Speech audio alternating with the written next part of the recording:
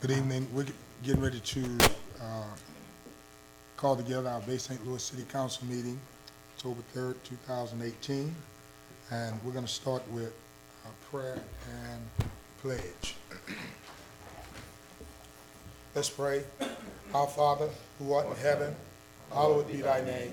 Thy kingdom come. Thy will be done on earth as it is in heaven.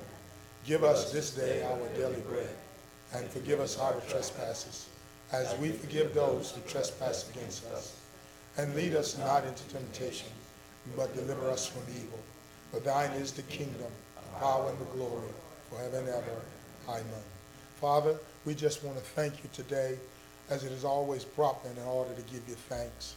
We have so much to be thankful for as a city, as citizens, as families in this city. Father, certainly your hand has been upon us for good, and your eyes have watched over us. You've kept us from evil, and Father, you've protected our coastlines. Now we ask that you would grant us the wisdom, the knowledge, and the understanding as a council to make decisions on behalf of our citizens. We ask this in the name of your Son, Jesus. Amen. Amen. I pledge allegiance to the flag of the United States of America and to the republic for which it stands, one nation, under God, indivisible, with liberty and justice for all.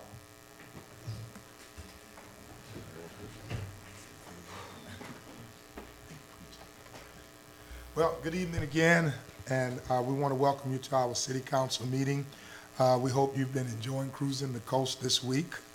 It's just a wonderful thing to have all the cruisers and all the visitors from out of town, and hopefully, amen, we're showing them a lot of hospitality. Our first item on the agenda tonight is our guest. We have Kyle Lewis. Mr. Kyle Lewis.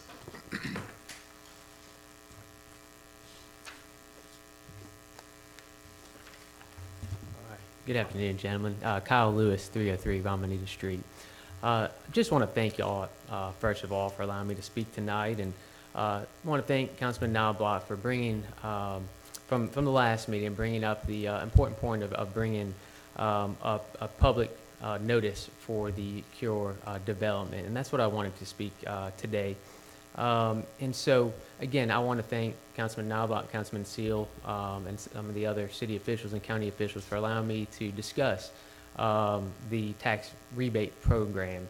I think it's very important from a taxpayers and a public standpoint in a situation such as myself to really verse myself on what this proposal entails, and in talking with our city and county officials, it gives me a lot of information and insight to do so. So I appreciate that opportunity and that platform.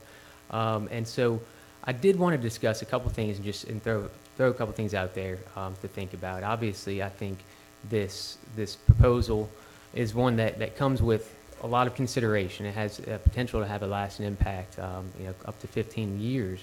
And I want to make sure, on the heels of, increasing taxes and increasing mills for the taxpayers in this city, that we are being as prudent as possible and ensuring that, that we do everything we can to prevent that in the future.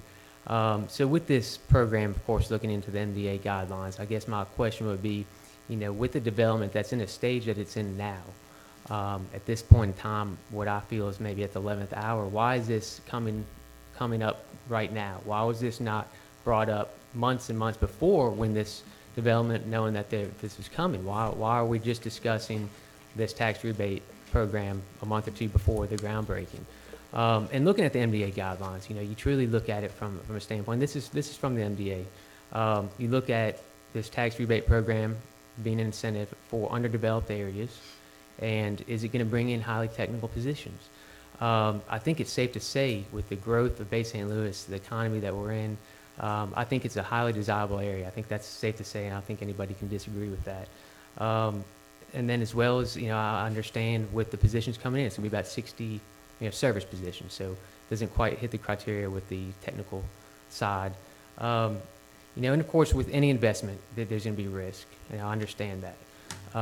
There's a lot of risk for some of the other establishments that have opened up in that area, and unfortunately, due to the guidelines, that they weren't able to take advantage of this tax rebate program. But I look at it as in terms of, is this a necessity? Is this something that if we don't allow, our business is not going to come into Bay St. Louis. And this is just my humble opinion, but I think, again, as I stated before, I think Bay St. Louis is a highly desirable area both for residents and for businesses to come in. And so, you look at other cities around us who unfortunately doesn't have the economic growth that we have, who have been trying for years. For instance, Waveland. Again, not to knock Waveland, they just aren't in the same economic growth that Bay St. Louis is experiencing. And to my understanding, they've had this program for a number of years out there, and unfortunately, it has not enticed businesses or operations to come to that area. And so I look at terms of Bay St. Louis is, do we have to offer this incentive for businesses to actually come and want to invest here?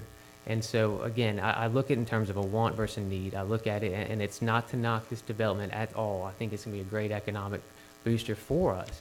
But is it truly a need? Do we forego what our potential taxes for the city for 15 years, which based on the calculations, I'm fully aware. I know ad valorem is about 60,000. I get at a 25% occupancy rate, bringing in $1 million, and 18% of the 7%. We receive 18% of the 7% sales tax. We're looking at about $12,000 to $13,000. But $12,000, $13,000 over 15 years is a pretty good chunk of money that I think the city can use. And again, I know we have to look at from an investment standpoint what this economic growth is going to bring in, but in my opinion, it looks like it is a guaranteed investment that is coming in. And I just challenge, what is our planning going forward? Do we have a plan? Do we have a policy in place and how we're going to handle future proposals? Of course, I'm as a healthcare administrator, I get referrals from patients that I may not have seen this diagnosis before. And before I can make a decision that my nurses and my staff can take care of somebody, I'm going to make very, very certain that we have a plan in place, we have a policy in place on how to handle this in future occurrences. So obviously, I know there's some planning involved. I'm hopeful that we are going to iron out how we're going to handle these applications in the future. But again, I just challenge, is this truly incentive program that's going to entice a business to come in a very good time and a high economical time in Bay St. Louis? And so again, it's not an easy decision. I know, as councilmen, you have to make difficult decisions, and I know this is not an easy one, especially when you are dealing with taxpayers' dollars. But I just ask that this is thought through, not rushed through, and there's a plan in place to address this in the future. So. All right, any discussion from the council? I think that Kyle needs to know that this has been years in the planning. This is not something that's just going to come overnight. And that the developer is going to put down approximately $3.5 million of his own money to start this project. I don't know that Bay St. Louis has had the opportunity nor the inclination to have this type of project in years. Therefore, we really need to have this type of project to come in to spur economic development and have this as an economic engine in the downtown area. No, it's not technically advanced positions because it's not that type of venue to have that. However, I do think that, $1 million a year in income and what the ripple effect that this is going to have to other businesses, especially places like Dan B's or all the restaurants around, is going to more than give us 3 times the money for every dollar that we spend. So I don't know that, to me it's a no-brainer. I think that we really need this type of project in order to help spur the downtown area. We're looking at approximately 22,000 visitors per year, and those visitors are going to probably see Bay St. Louis as a place maybe that they want to stay and live. So. Thank you, Councilman Smith, for those comments, and I don't disagree with some of them, but my question would be, if we have known about this for months and this has been the worst months, why is it just coming up now about this incentive program? The incentive program has been around for a long time. No, I understand it's the program itself has been around. MDA's had this out. I've looked through the guidelines. They had a 2017 and then a revised 2020 guidelines. Correct. But my concern is why a month before this plan and this development is coming, is this just all of a sudden, and you can see from a perception standpoint, this coming to the agenda just a couple weeks ago. Why all of a sudden now? Why was it not discussed prior? And if this is truly an incentive to get a business here, why is it all of a sudden now? It's a state program. I mean, it's just a state program. Maybe Mr. Moffray could shed some more light on that for us. Yeah, Sure. Kyle, one of the things, this has been off the board, on the board for the past year with the increase of steel prices and everything. It went from not meeting the criteria to meeting it, to not meeting because of, you know, the reduction in the floors they looked at. And now they do want to go forward with the original of everything that was presented originally. And that's where this comes back into falling under the NBA guideline to meet that criteria. You know, up to now, it was back and forth and up and down whether they can build as big as they are or what. You know, I understand, I don't sure. know, that's a little insight, information, you know, to help some of why, you know, they ready to move forward now on the original plans. And, you know, you might be able to answer a little more on that. Sure. Yeah, the site plan's been for a year. I understand, and you know, and of course, I understand projections, and they just are that, they're projections. I think Councilman Seal says it very well, you know, projections of the casino, the revenue's down. I mean, so we know what projections are. I hope this thing is successful, I really do. But, you know, projections are just that, and so we're looking at, you know, guaranteed tax dollars that we could be collecting based off of, you know, foregoing that based off of the potential. You know, I'm someone that likes to look at concrete, and again, in the area this is going in, I find it hard that it wouldn't be successful. But again, it's, you know, it is guaranteed tax dollars that we are missing out on. Yes, go ahead, sir. All right, now with regard to the incentive program, it was not necessarily for underdeveloped areas, it's tourism-based, and so, I mean, that's uniquely situated for the location that it's in. And with regard to the 11th hour, as was stated, you know, the incentive is not necessarily to bring a development to an area, but it also may incentivize expanding on the development. So as you stated, this has been in the works for quite some time, and I know there were some preliminary plans that would not have reached the threshold. And so the incentive is to increase your investment to meet the threshold. So a smaller development, yeah, may have been fine, we wouldn't be here today discussing that, but I mean, for the large-scale project that this is, I mean, I would challenge the council to think back since Katrina, when have we had a $15 million project in Bay St. Louis? So as far as developing a policy to handle these things, I would probably mirror what Councilman DeSalvo said last meeting. Let's put one on every corner. And that's what it is, and this program's been around for a while. It wasn't created for this project. MDA, with the foresight, had generated this on the heels of Katrina, and I would like to think probably to benefit the coast, which is the tourism, you know, center of our state. So, I mean, it was put out there for a reason, and we're just simply asking the council to support our, you know, participation in it. Thank you. Thank you, sir. You know, we've discussed this over the years since I've been on the council, is that, you know, to bring businesses to our area, we have to offer them some kind of incentives. And I think this is, you know, real good in incentives that we're doing with this particular project.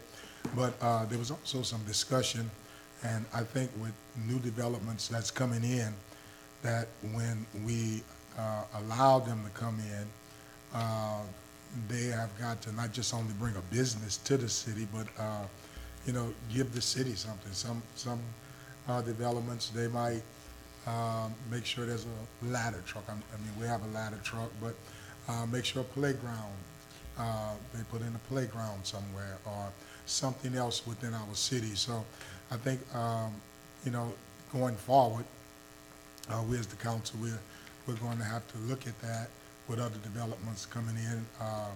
What is it that you can, you know, give to our city, you know, as you come in, along with our incentives, we're giving you something.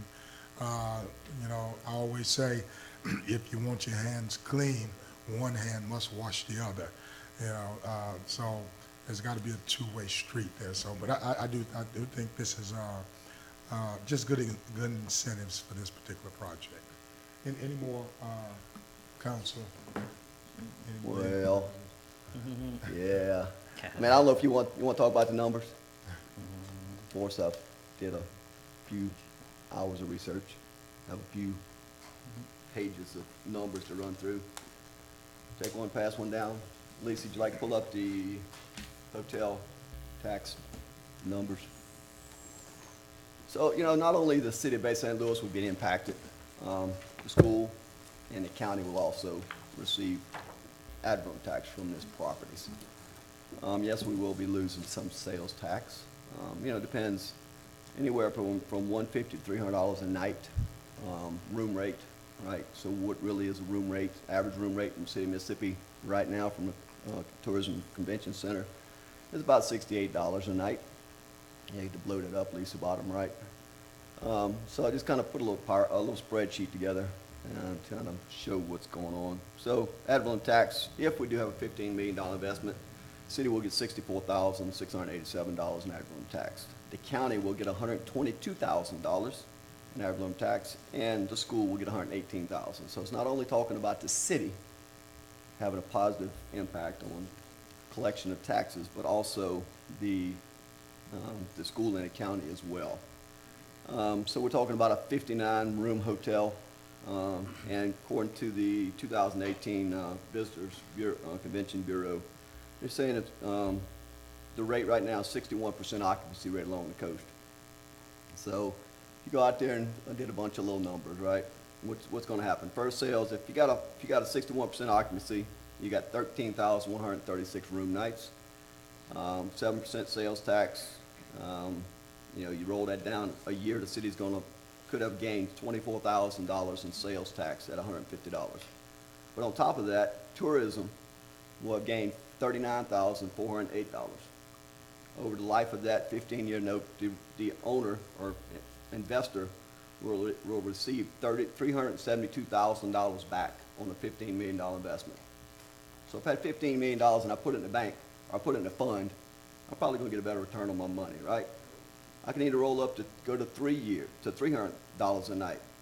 The city will lose $49,000 a night, or $49,000 a year in sales tax, but tourism will gain $78,000. Okay, so the maximum that investor will get over 15 years at $300 a night, 61% occupancy rate is $744,000. Again, on a $15 million investment. Again, if you do the numbers, it's good and bad, right? So realistically, how do you figure out how much sales tax revenue will this project bring in from a occupancy, from a person spending the night? Tourism throws these big numbers out. Each person that comes to the Gulf Coast is going to spend $500 a day, right? I'm like, where would we get this, right? So they're saying $201 a night per person is what they figure somebody would spend coming to the Gulf Coast. Average stay is 2.5 nights. Average parties is 2.7 people. How do you get 2.7 people? I don't know. But even just one person staying 13,163 nights, spending $200, that's a couple. That's $33,268 the city of Bay St. Louis will recoup in sales tax. Okay, so we're net $9,000. Plus we got $64,000 ad valorem tax. The school got taxes. The county got taxes, right? So we're ahead right now. And projections, right? Is it going to be $150 a night? It's going to be $300 a night. So, and I was kind of polling at work. So if you go out and eat breakfast in the city of Bay St. Louis today, how much do you spend at Waffle House? 2 people. $25 maybe. For lunch, you go to lunch. I don't drink, but if you can go to lunch, you can spend $40, $50 if you go to lunch somewhere. If you have drinks, it's even higher. You go for supper. You could spend $70. Most people spend $100 because they have drinks, right? So if you add all that up, that gets you to $150 just for one night, for one couple staying in one room. And that's what you would lose or give up to balance. So if you only spent $150 and you had a room for $150 and you spent $150, you had net, you zero. But if you stay for 2 days, 3 days, you spend more money, then your revenue continues to increase. So from the number standpoint, they show up, if you look at the Tourism Bureau is going to get their money. The county is going to get their money. The school is going to get their money. The city is going to get ad valorem tax. So it exponentially grows for the people that's impacted beside just what we're going to give up on one part of our sales tax revenue for 15 years. If you know what big companies, the state of Mississippi gives billions of dollars, millions of dollars a year to big companies to come here to the Mississippi Gulf Coast. Go out to the Port and Harbor. There's plenty of them out there. Everybody wants a handout to come, right? There's huge projects in the works to try to get people to come here.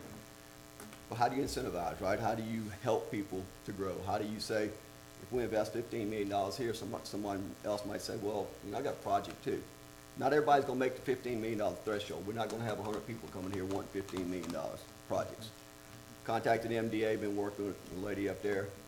She said several of these projects have been used over the last few years as far as rebate program. So it's being used throughout the state, not just in Bay St. Louis. And Mr. Lewis, I do understand we did just raise taxes, right? It's tough, we're a business, right? And how do we, and we're gonna give away $24,000, but I'm gonna get $64,000, I'm gonna get $33,000 on top of that 24 lost. So I think I'm advancing the game some on my paper, right? Is it gonna come to fruition? I don't know. But I think I would be advancing my game by having a hotel in the city of Bay St. Louis and by saying, thank you for coming, I'm gonna give you $372,000 for your $15 million investment. 15 years, that's a tough putt, right? Yeah, the property's gonna grow, but it's a risk, right? Again, I think, to me, from the research, this is all data, I can give you all the data I get, show you the formulas I used. It's just, to me, it's the right position to move in the right direction to go. From a business standpoint, we're gonna have more money than the $24,000 in sales tax that we'll be moving forward with. But What are that's we gonna just, lose if we don't win? I remember, I dreaded the night we had the big meeting about the harbor and the auditorium. And a wise young man walked up to the podium, man in years, and he said, close your eyes. I said, what do you see? He said, if you do nothing, that's what you get, nothing.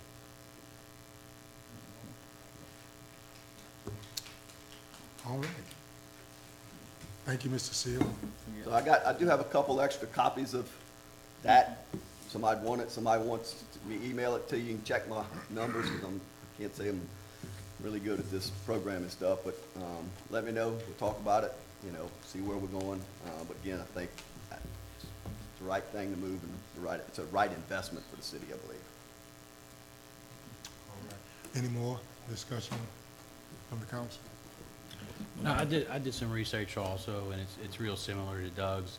I did have some extensive conversations with the tax assessor, Jimmy Ladner, and he pointed out a few things to me, that even though I'm not a big proponent of using taxpayer dollars to fund private ventures, in this case it might be a good one. And one thing that he did say, what kind of resonated a little bit, was that the fact, when's the last time somebody invested that kind of money into Bay St. Louis? So, The 90s, early 90s. thank you. All right. And All right, and Ms., you have something else? And of course, I appreciate those numbers, and again, nobody's arguing that. We definitely want this growth, we want this to come, but, you know, and I guess the question would be, you know, is this gonna hinge upon, you know, not getting this? Is the project gonna be pulled? And no one wants to see that. But if this is a development that's coming there, and we're just gonna take, you know, get this incentive program, that's what we're looking at. Is this, you know, are we hinging upon not allowing this rebate program and the whole project's gonna be cut? Or it's coming here regardless, and let's take advantage of this incentive program. That's a standpoint that I'm trying to look at it. But again, I want to stress that I look forward to seeing this come. I just want to make sure that as a taxpayer that, you know, that we are doing everything as possible to, you know, to gain the tax base where we don't have to continue raising taxes and mills. But again, I just posed that question, and again, I don't need an answer to it. But is it already coming here? And, you know, is this just kind of a bonus? Hey, let's get this rebate program. Thank you, Mr. Lewis. only thing I would say is, it could make or break the deal, I'm not sure. I'm not privileged to that. But I think some of it goes into trying to make the numbers work out for any project you do. Sometimes you take a lot of factors in there. If you're doing the subdivision, you gotta have a certain amount of lots and a certain amount of houses to sell to make it pay for the infrastructure you put in the ground, and every situation is different. But I think incentives also go back into the calculation of, do the numbers work to support this investment in this community, and is this gonna help pay it back? So I think that's another point to look at. Casino revenues are down, but if we didn't have any casino revenue right now, your millage would be about 20 mills more. So even though they're down, thank God, years ago, somebody was smart enough to say, let it come here, because we're still enjoying some low taxes due to the revenue we do receive from the casino. So even though projections can't last forever, we are still benefiting from it in a lot of ways. Thank you. That's all. Thank you.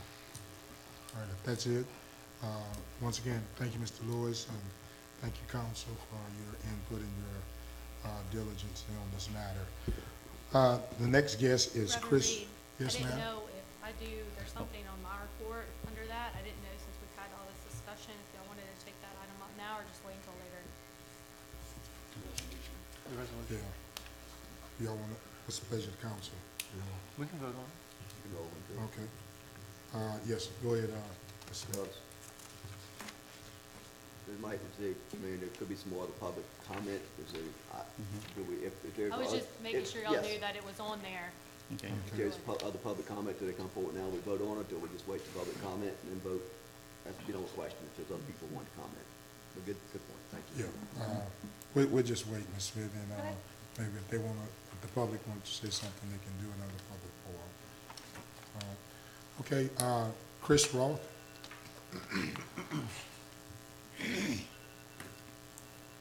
Proclamation we have, Chris and them working very hard. And it's a proclamation for Bay St. Louis Bicentennial, 1818, 2018. They've been doing a lot of work, a lot of research on it and everything.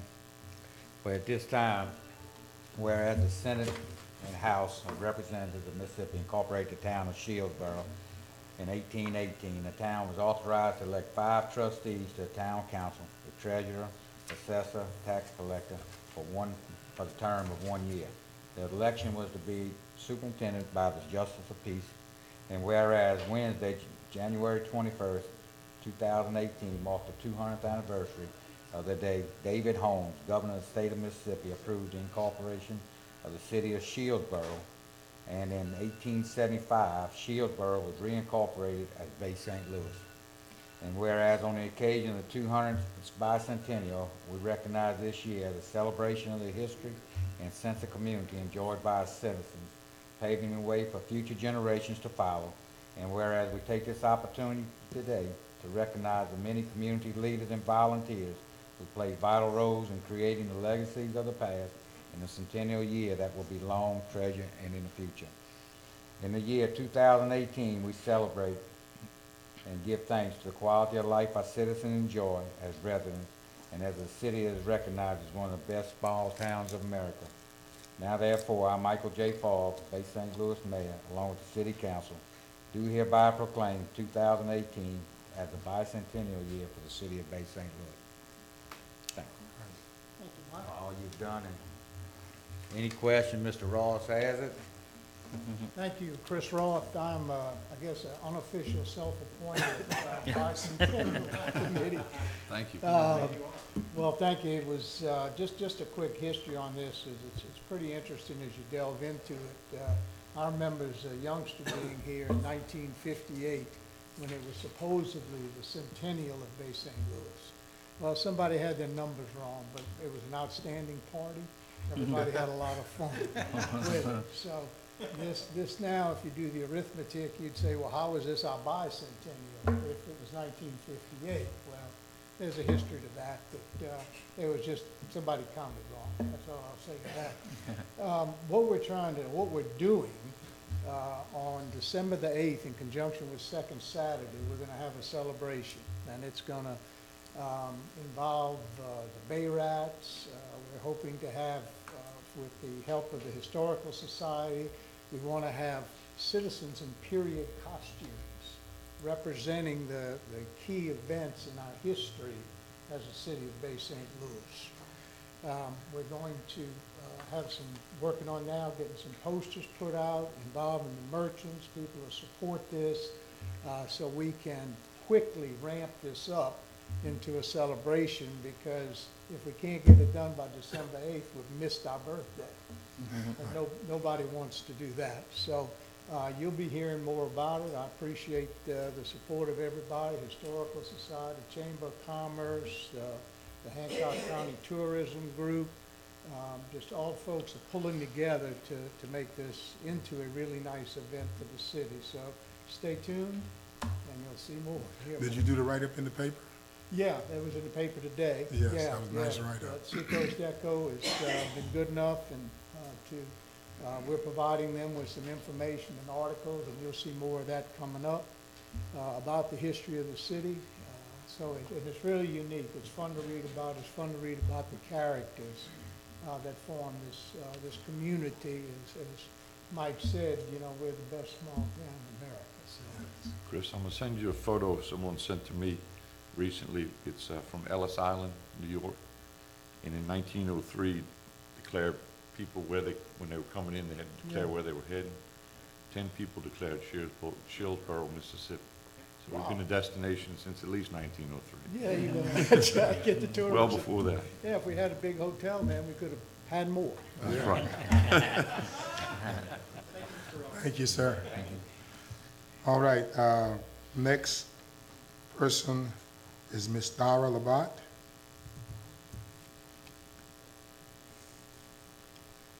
Good evening. Good evening. Thyra Ms. Lee. Labat, Yes.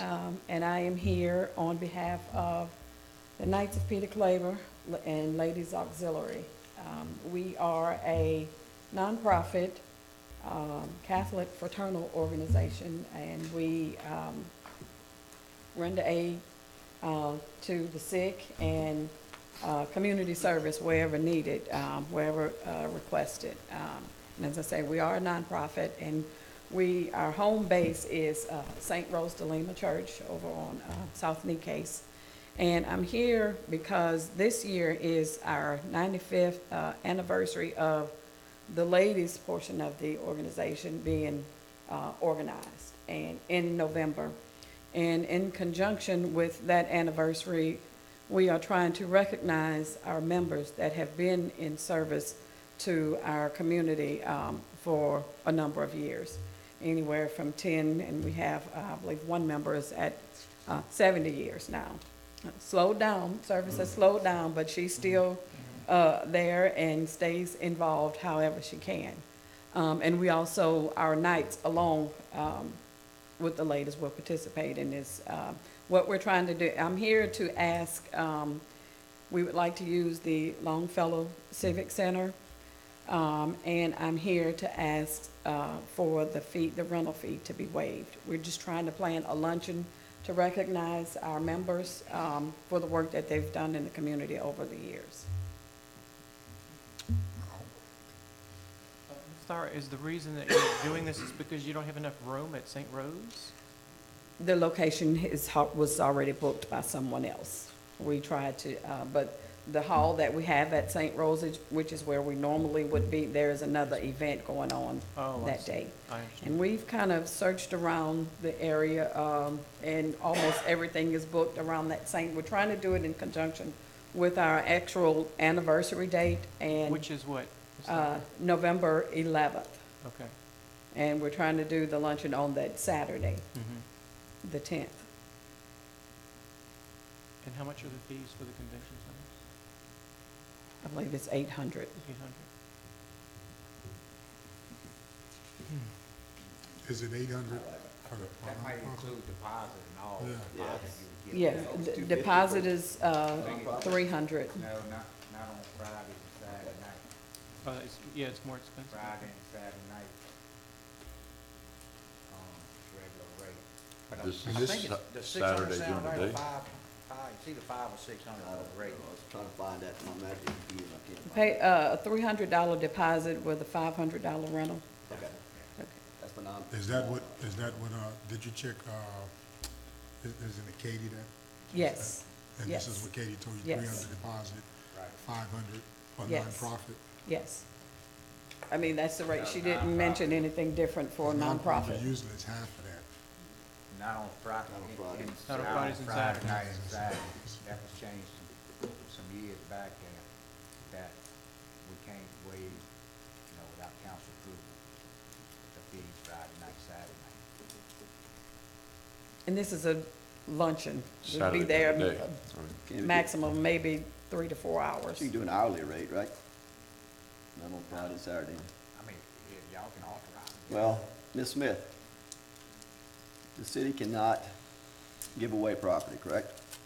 But can we, so one of our things in our, when we did our fee schedules was that Friday and Saturdays are premium days. So therefore nonprofits will not get 50% rate. But that's an ordinance, that's by our just fee schedule. So if we said that they're using it for a luncheon for 4 hours, and so the council can authorize an hourly rate for those 4 hours, that would still, by state statute, we're not giving property, we're still charging a fee. So could we legally do that? I mean, there's a bunch of different factors here. One, I don't think I've ever read our ordinance that set those rates. I can't really speak to what's in them because I've never had a reason to read them.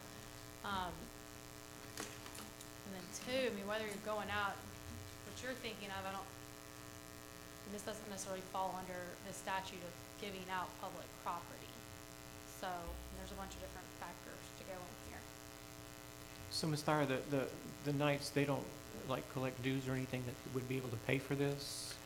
The dues that we collect are very minimal from each member, and those are used toward like funds for the sick, ministering to the sick, or whatever is needed in the community. Yes, ma'am. Are you a 501c3 or you fall We within are. the church? We are. You know, usually what we would do, as Councilman Seal was saying, we can't so much give away the money, but we usually go in our pockets, and we say, well, we'll help you all. You know, that's just another route, you know, around it, that the fees still have to be paid, but, and it'd be up to each councilman, but, you know, I'm willing to go in my pocket and help you all. Let's see what we can do for you, Ms. Thayer. Okay, I'd appreciate that. Well, I don't mean to sound ungrateful, or, I'm not gonna say ungrateful, because I'm not ungrateful. But I just need an answer so I can let our Right. planning committee, and if you could just let me know when I could have an answer, that would be great. Sure. Just so I can let the other members of the planning Reduced hourly rate. committee and, I mean, that's okay. what I would do. Well, before you leave, Wondered if we can- maybe we can get an answer. And we agreed to Well, charge you know- $25 an hour for 4 hours That's my first question. Well, Can that's, we charge a reduced hourly Can we rate? do that? and Can waive we the go- deposit. Can we go against our ordinance that's in place and charge by the hour? Does anybody have a copy of this? No. Maybe Lisa gives a I copy. am looking for it. And we always have to consider too, how is this gonna play out in the future with other, Oh, exactly. right? Oh, So, yeah, we, that's another thing, Ms. Thayer, we have to really consider. Oh, I understand. You know, if we do this for one, they're gonna have a whole list of people I totally coming out saying, understand. Because we've had, you know, nonprofits come and right, we turned them down, but we as a council, we went in and we helped them. Understand. Because by doing that, as Councilman Smith said, we open up a can of worms. yes, we do. Yeah. And, And trust me, They- the general public is very unkind. And even though it's only a few-hour event, my concern would be if somebody else rented it that night, they would want to be in there setting up that day for a Saturday night event, so you could possibly block the whole day off the calendar, even though it's just a luncheon, because anybody else they want to get in there and set up early that morning for an event that evening, I would think. Sure. But it's currently not renting right now, as far as we know. Bernie? Ms. Labai, I'll donate the entire fee for you. It's not that much money. Thank you, very kind. Just, say that again, I Councilman. said I'll donate the fee for the luncheon. All right. Thank you, appreciate it. All right, so, You got your answer, Ms. LeBlanc. so you got your answer, and, you know, I'm willing to, you know, Willing to go in follow with up some to help. Councilman Knobloch. But and, that's not necessary. I mean, I'll take care of it, and that's not on y'all unless y'all want to, really. But, you know, give the other councilman an opportunity Okay. to, yeah. I'll hog it. Thank you. We'll accept from any of you. Like I say, we are nonprofit. It is for, Well- you know, for the community. So, One way or another, you know, it'll be paid, you know. You have us up here fighting to pay for it. Yeah. So you can go back to Thank your you. people and tell them, we got it, no problem. Thank you. I appreciate it. Thank you for your time. Okay. Thank you. Thank you, Mr. Lloyd. Y'all gonna mark the date? Lisa, we did put that on the agenda, put that on the list of to-do. We do need to find that. I forgot that rate sheet somewhere, but Yeah, if y'all can get it Yeah. to me or direct me, because I looked in Muni Code, I don't know if it's actual, I'm assuming it's probably not an ordinance, It's it's not an probably a ord- policy or something Yes. that says. yeah. All right. Thank you, council, for your generosity tonight. All right, Charles Imbranoni. As soon as they say Charles and Then you know who we're talking I know who it about. is, yes, sir. When they stutter with the last name. I'm Charles Invenoni. All right. Councilman Reed, I want to thank you for allowing me to get on the agenda for tonight, or this evening. Councilman, Mr. Mayor, ladies, approximately 5 or 6 years ago, prior to the building of the community center on Blaze Street, I was contacted by the city of Bay St. Louis. A delegation of approximately 4 or 5 people met me at the building I own at 403 Blaze Street, the old Catalyst grocery store. To the best of my recollection, I was met by Don Rafferty, the attorney for the city at that time, Bud Zimmerman, who was in charge of the Department of Public Works, and Mr. Shanice, who was the surveyor, and 1 or 2 other people out from the city. I really don't remember who they were. I was told that the city wanted a servitude in the rear of my building for a drainage pipe extended from the rear of my property near the railroad tracks to where they wanted to put a culvert under the parking lot of the community center. The quid pro quo was an agreement to deed me 10 feet of the city property on the right front side of my building to the rear of my property line, which would in effect square my property line to the property of the community center. So they further agreed to put in a culvert from the parking lot where their culvert would be to the railroad tracks where that culvert was to meet, where the culvert of the community center was to meet the culvert of the railroad tracks.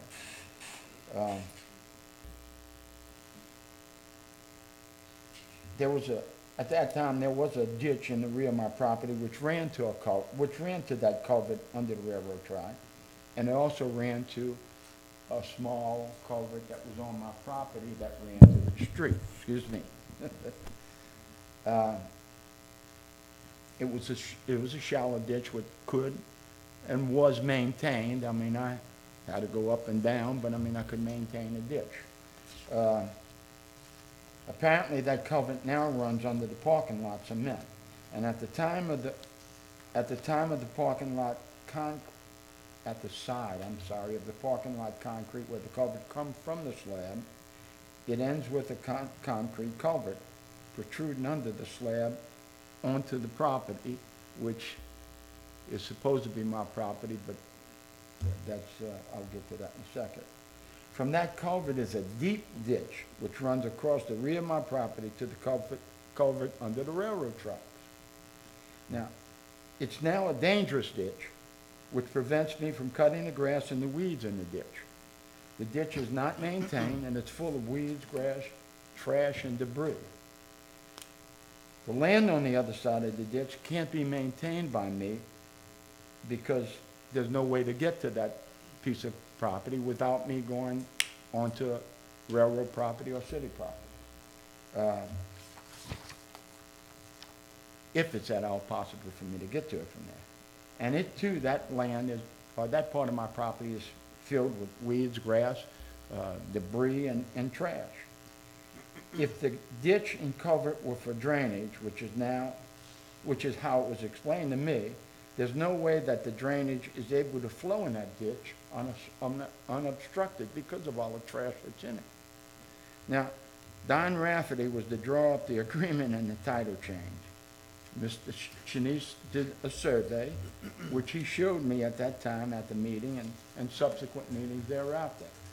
I contacted Mr. Rafferty no less than a dozen times, probably 2 dozen times. I mean, you know, agreeing to meet him at his office on Main Street in order to sign the agreement for the servitude and the work that was going to be performed by the city.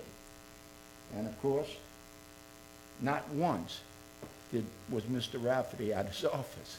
You know, it's sort of like, I felt like Charlie Brown, you know, when Lucy pulls the football out from him and he's kicking it, you know. It's funny, but it's serious as well. It really is. I truly feel like a fool. I mean, for all these years, I've been just waiting on the city to do their job. I've met with people on numerous occasions, Mr. Rafferty, Mr. Zimmerman. We met out at the property at other times. Mayor Fillingham and Mayor Fogg being some of the people. At one point, I volunteered to pay for the culvert. I would pay for the culvert if they would install it like they had said they would and fix my property up. Nothing was done. Again, at meetings with Mayor Fillingham, I proposed the same conditions. He stated that he checked with Mr. Zimmerman and that it was in fact an agreement that we had come to, and that I was in fact, lo and behold, telling the truth.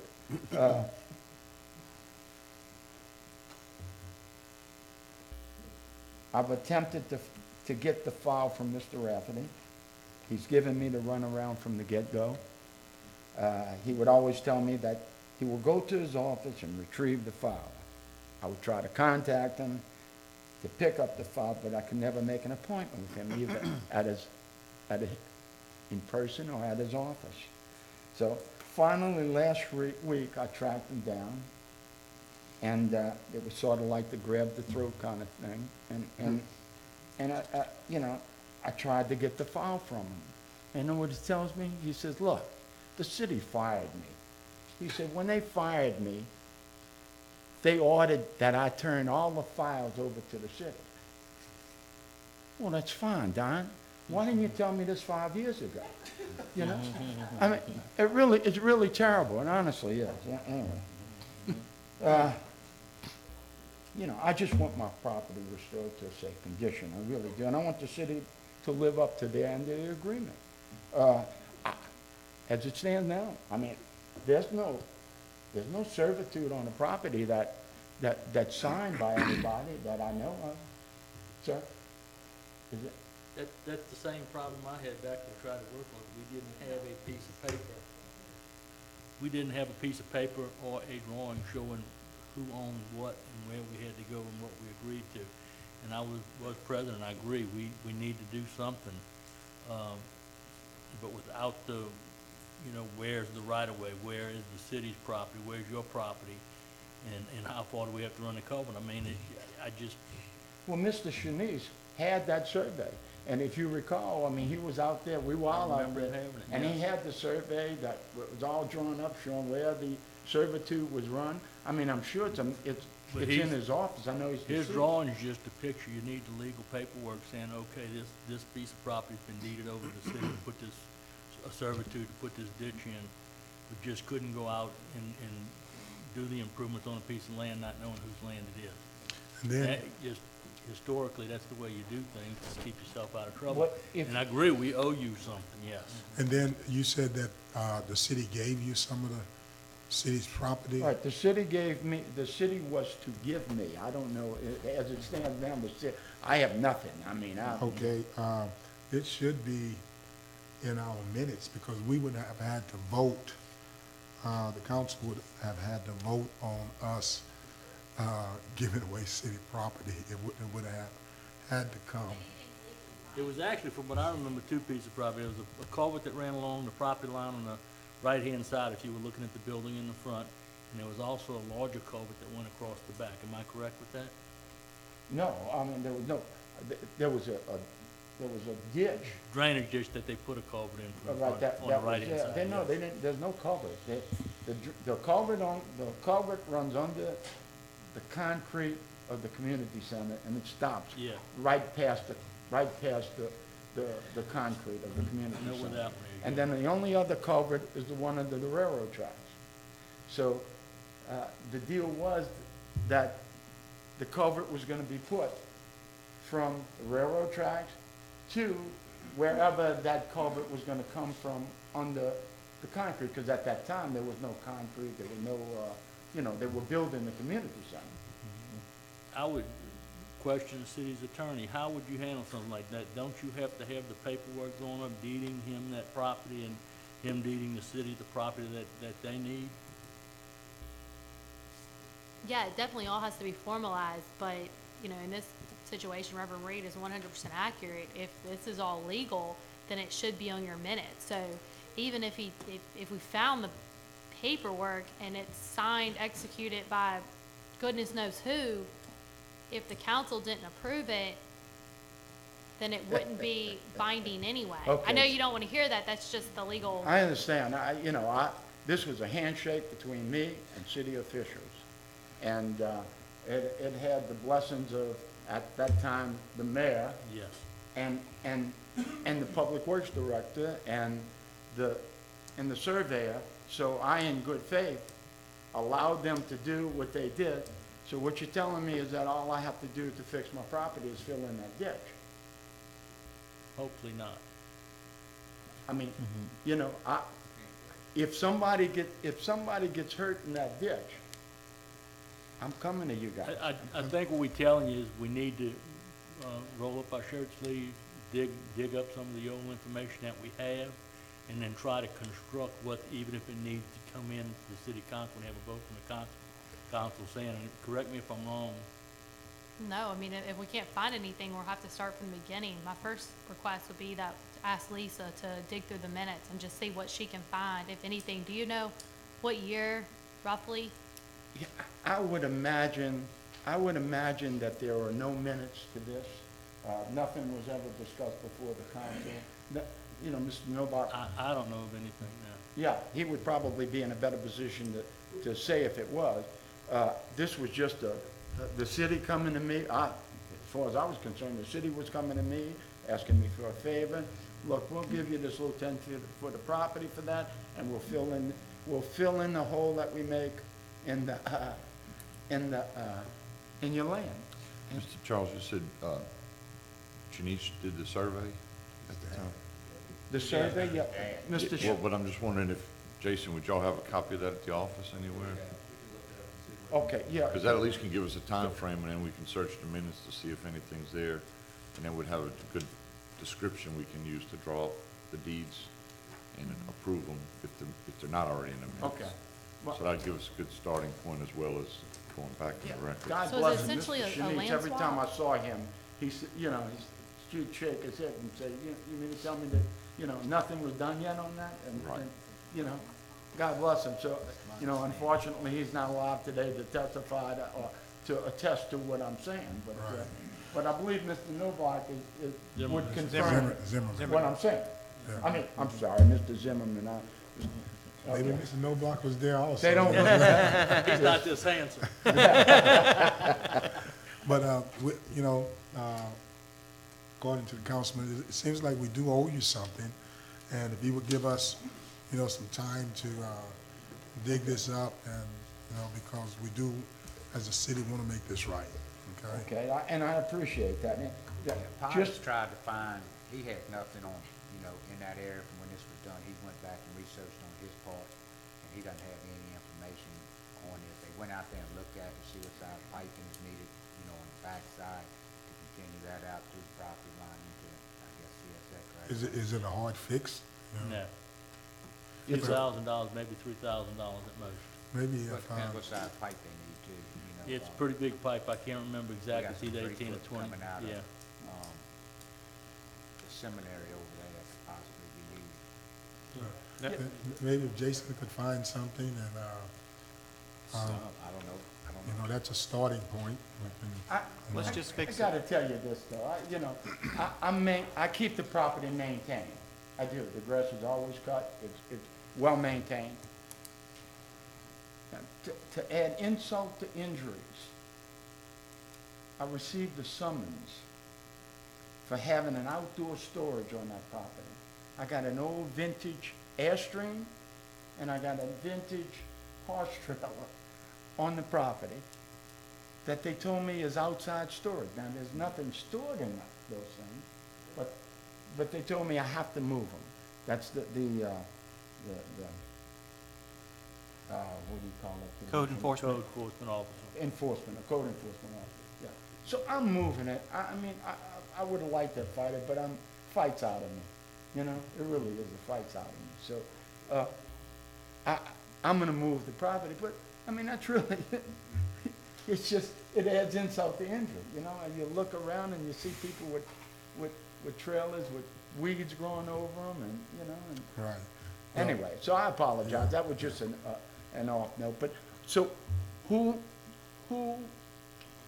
would be my contact to follow whatever progress or not is made? Guess I'm the lucky individual. Yeah. Could you, Well, you I mind? think, well, I mean, I think it's gonna have to be a team effort. One, we're Yeah. gonna have to see what we can find, if anything, because I think we need to at least do our due diligence, just to make sure there's nothing out there. Then, if it's gonna be any sort of land swap type agreement, I'll work with Jason to get legal descriptions that he may already have, and obviously the mayor will be in the loop, so it's just gonna pull all our resources and try to get it figured out. Let's assume that Mr. Rafferty is not a complete malfeasance. Malfeasant. Okay, let's assume that. And let's assume that he has somewhere a file that he turned back over to the city. And let me tell you, I went to Mayor Forbes twice, and I gotta tell you, you know, it's not, I understand his position because, you know, what are you talking about? I have no idea about what, and Mayor Fielding knew exactly what I was talking about, but nothing was ever done, and I tried.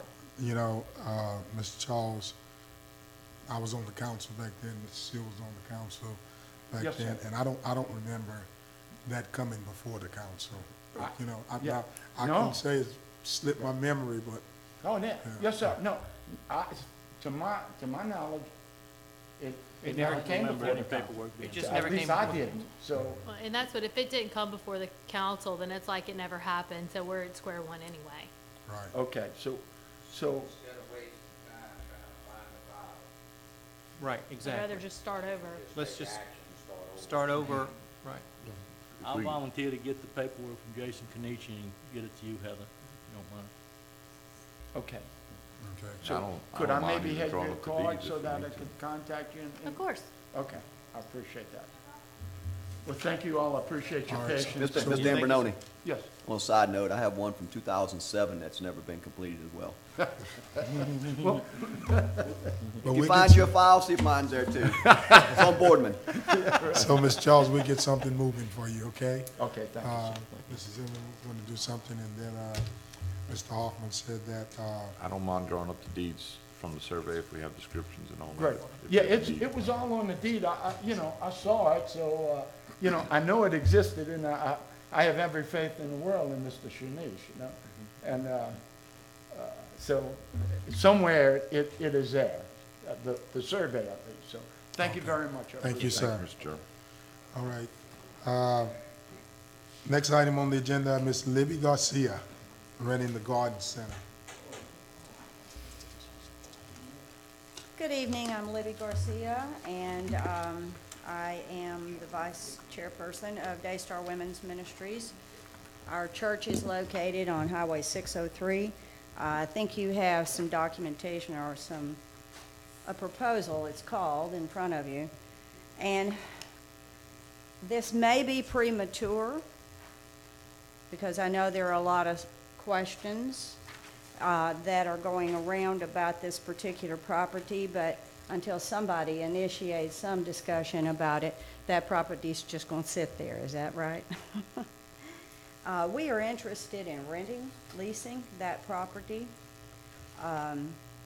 We desire to negotiate. If you want to watch as I go up on the screen, we desire to negotiate a lease with the City of Bay St. Louis beginning November the 1st, 2018. Mayor Favre and Councilman Gene Hoffman, Councilman at Large Gary Knobloch, Councilman Doug Seals, Ms. Sissy Gonzalez, City Attorney Heather Ladner Smith, and Mr. Kim Potts Favre have all been informed of our desire to lease this property. So it isn't like this is a new subject with most of you. Daystar representatives, along with a licensed certified contractor, have reviewed the property and have discussed the needed repairs already with Mr. Kim Favre. He has indicated that because of the addition of a full-time carpenter to Mr. Favre's department, he believes the repairs can be completed to the satisfaction of both Daystar and the city building officials by the middle of October 2018. As Vice President of Daystar, I am here representing our church tonight. We are seeking a signal from this council to move forward on this timeline.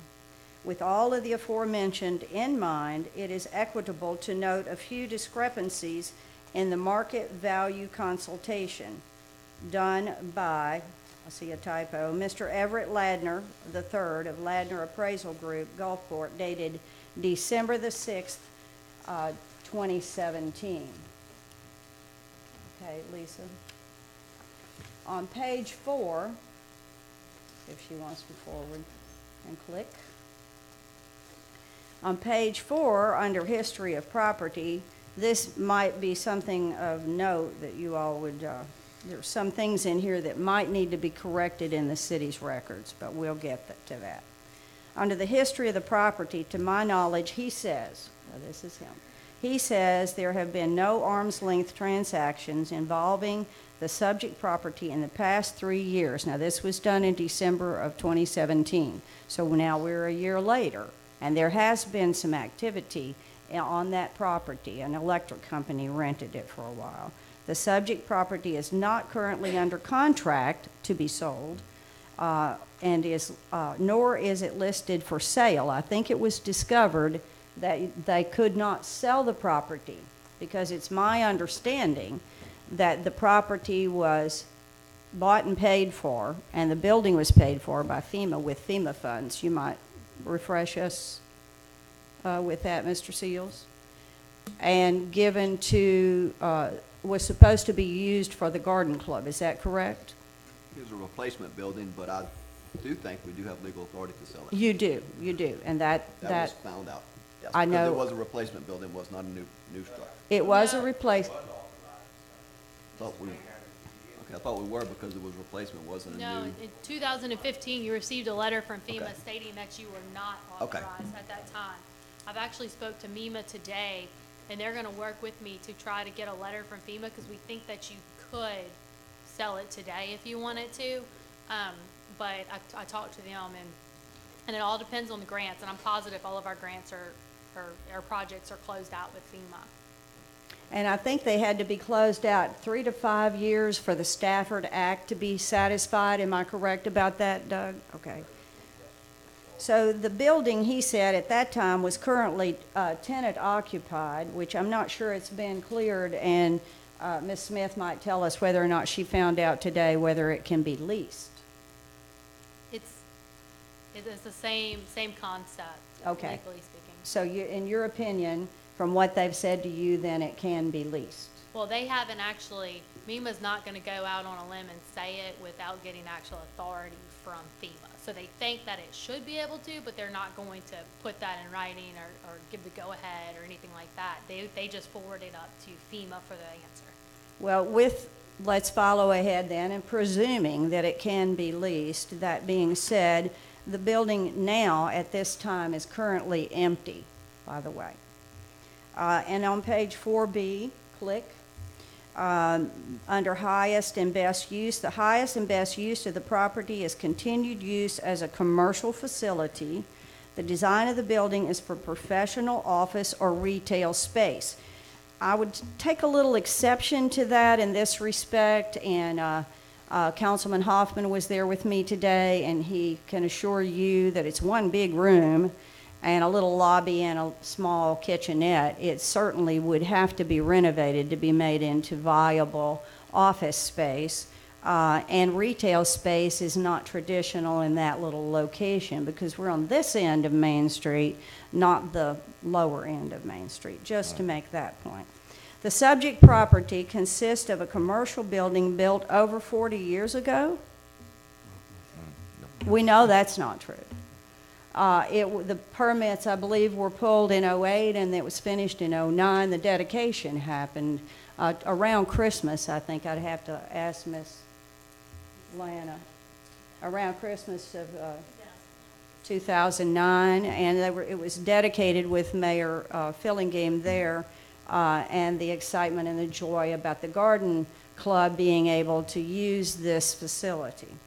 The building is 1 story in height and comprises a total of 1,302 square feet, which is kind of close. We went and measured it today, and we'll talk about that a little later because it's kind of not clear. We were told by one official or one administrative person that the interior measurements were what rent was figured on, and we were told by a building official that it's the outside. I understand it's the outside. Okay.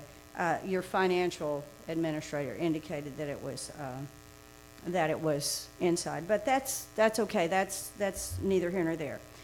His conclusion that the rental rate for the Garden Center building in Bay St. Louis, it was under that division, a heading in his paperwork, and he says, makes a comment in there that I found interesting, that most interviewees, because remember, this man is from Gulfport, he has surveyed multiple renters and negotiations and leases across the Gulf Coast, correct? He's indicating here, and it's my opinion, that he has confirmed that all of these leases are negotiable. So if that's the case, then his dollar figure might be negotiable too, right? Okay. Page 7B, click twice because we need to get down a little further.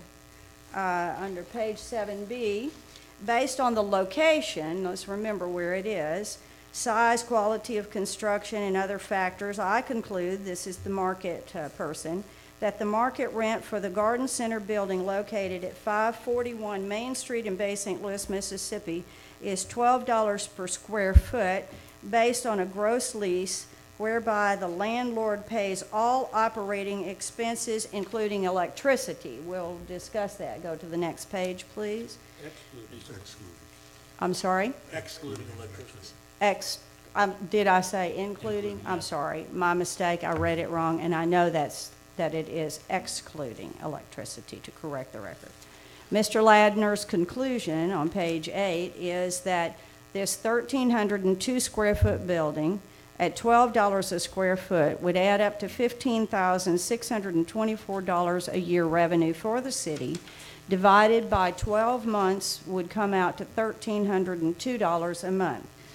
The rental rate with the property owner, which is the city, paying all expenses except utilities. Now, here is our request.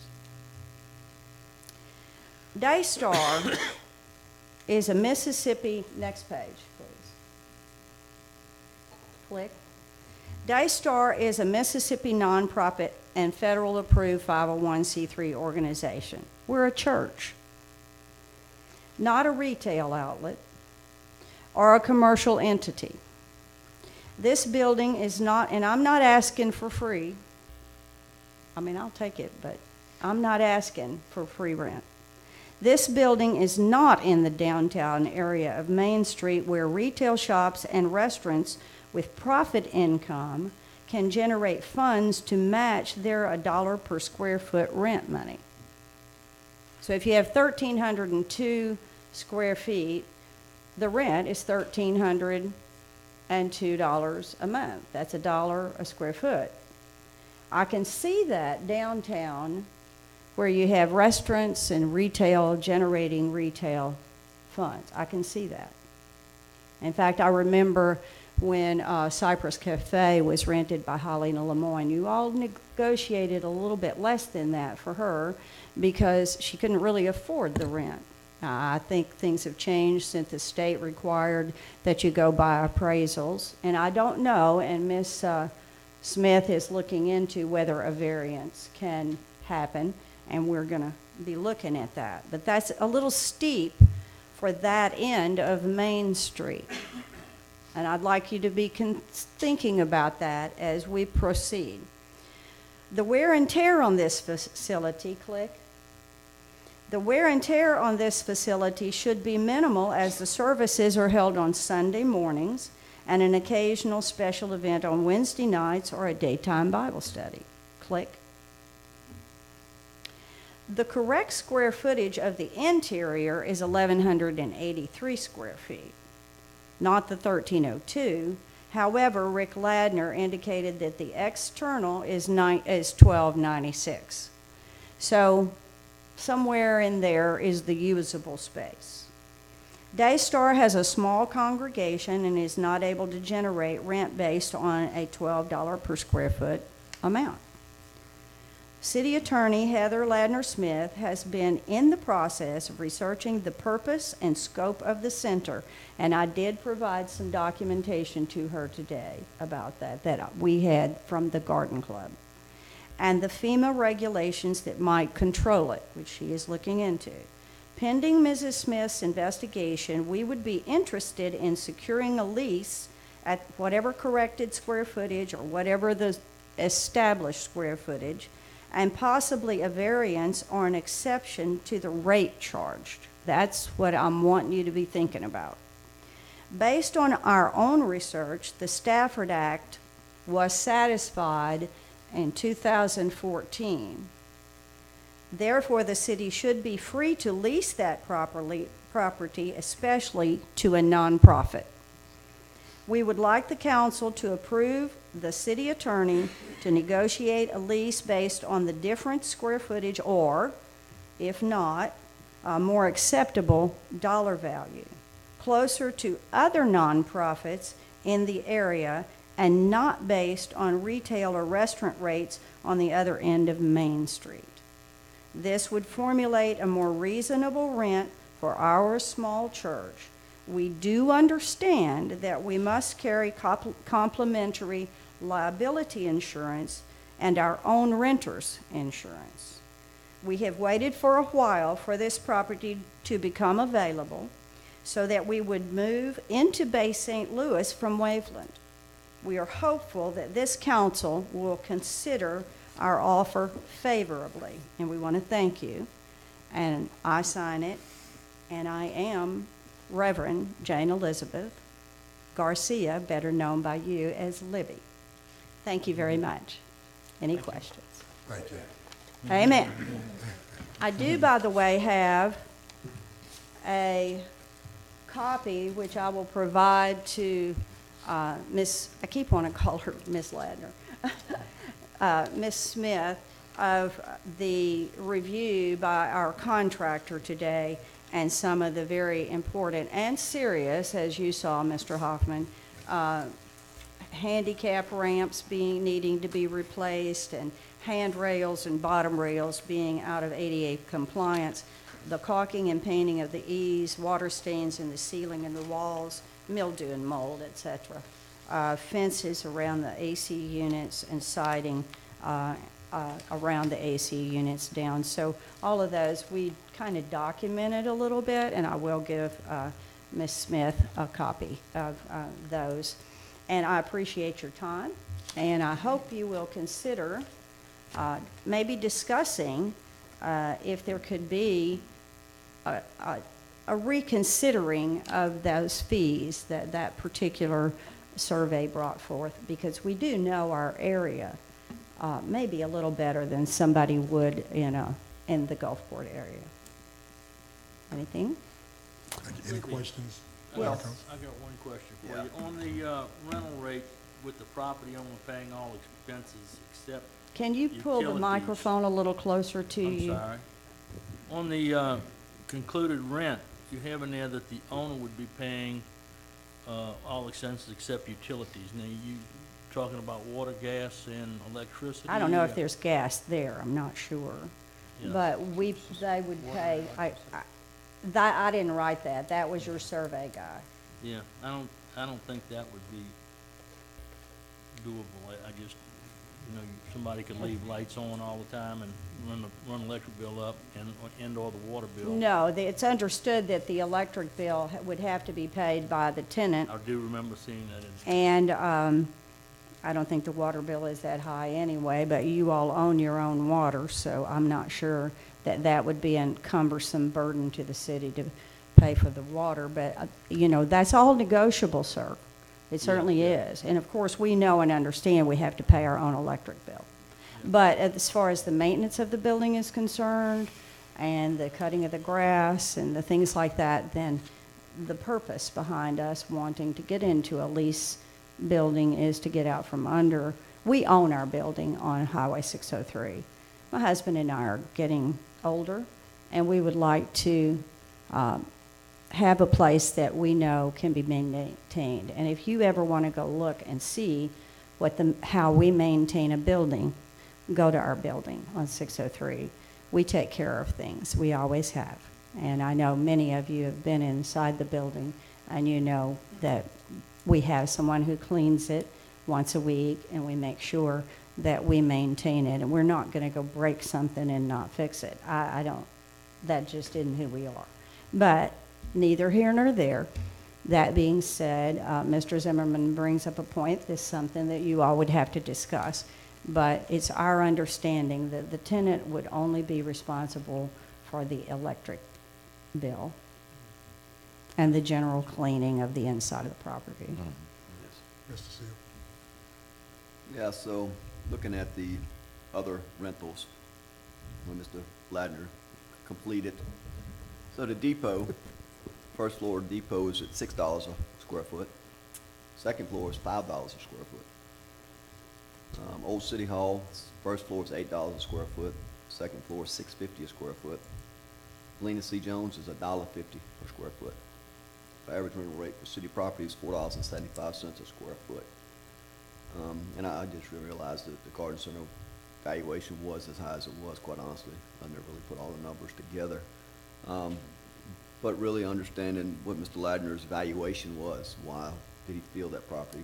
I don't know if there was a justification in his report, and we could possibly ask him, was there a mistake in his report, quite honestly, to get us more in line, with maybe the correct rental. It is on Main Street, but is it twice as more desirable as a depot? I don't know. Seems like a big disparity between those two numbers, quite honestly. So it's something we might want to look at with Mr. Ladner to find out why the valuation it is what it is. Thank you, Mr. Seal. I'm not against it. My only thing is we had the tenant in there, and we wouldn't renew that lease at the old price, and that's why they left, if I'm not mistaken. That's correct. So, if we go back now and reduce the rate, Yeah. what And do we do? Yeah, Ms. Smith, that'd be a question for That you. was my 'cause question for him. It was rented for $1,000 or $1,100 a month, I think, at the time, and when the appraisal came back, we told them, no, we gotta stick to this price, and that's why they left, I think. Yes. Well, in some of this, I've got to have a little direction from you all as to what, are you wanting to do something with the nonprofit situation? Are you wanting to just, the law allows if something's under 1,500 square foot, then you can negotiate a lease, but you have to have 2 appraisals. An appraisal, really, they usually only stand by them for 6 months. So even if you called Mr. Ladner right now, he probably would say, well, that's, it's almost a year old, so he probably wouldn't change it or edit it, because in the legal world or the realty world, there's usually null and void then anyway. So that leads another question as to whether or not we really need to go get 2 new appraisals for this whole process.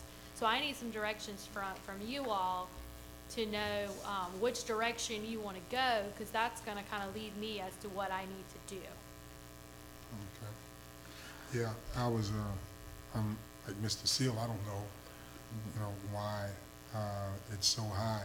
And even when they was building it, I questioned, why did it cost so much to build? Because they spent like almost $300 a square foot to build it.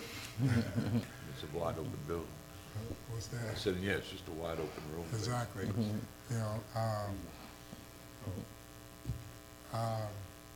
So I guess, what we'll do, I guess council will discuss it and, give, Ms. Smith some direction on. My first thing that I suggest to y'all, I do want to just make sure that everything is free and clear from FEMA. Because in the eyes of FEMA, typically a lease and a transfer out of property is tomato. And so I want to make sure that we're doing things as we should be doing currently. I would like to see that and see what we can do. I mean, because I'm sorry, Josh, I can't hear you. I said, I like to see what FEMA says there. I just don't know if the city is a good landlord. I mean, if we could get rid of it and sell it, that would probably be what I would do, because we always fighting these leases and trying to keep them maintained and people in it. We can't hardly keep the day-to-day grass cut and roads maintained, more or less buildings as landlords. So my thing is, if we could sell it, I Have would we like to, I advertised would like the to look building? at that option. Have we advertised this building for lease or rent? I think you advertised for rent, for sale. Okay. Oh, for rent? For rent. Correct, yeah. Because I think the other people just moved out when Mayor last month? Oh, several months ago. Been a Has few- it been a few months already? Probably 2 or 3 months. The new lease was proposed to them and all, they didn't ask for, anything, they just I don't know what their situation was. decided to move on, and, they didn't ask for any kind of reduction or keep the old lease or anything when they left. So if the property, another angle is, so if the property was advertised in the newspaper for a month, we had no viable tenants, could the city go in good faith and negotiate a rental rate that someone was willing to pay, Ms. Ladner, Ms. Smith, yes, ma'am? You're doing the same thing. Well, I mean, I mean- technically you need your appraisals Okay. by law. Kind of depends on how strict you want to walk the line, I guess. Probably the appraisal is probably driven by the location and the amount of traffic in and out of, that's a pretty busy intersection. Probably higher too, because it's a single building on its own, so it's got its own, I'm assuming it's got its own parking. I've never been there. Yes, so it does. all that's taken into consideration as well.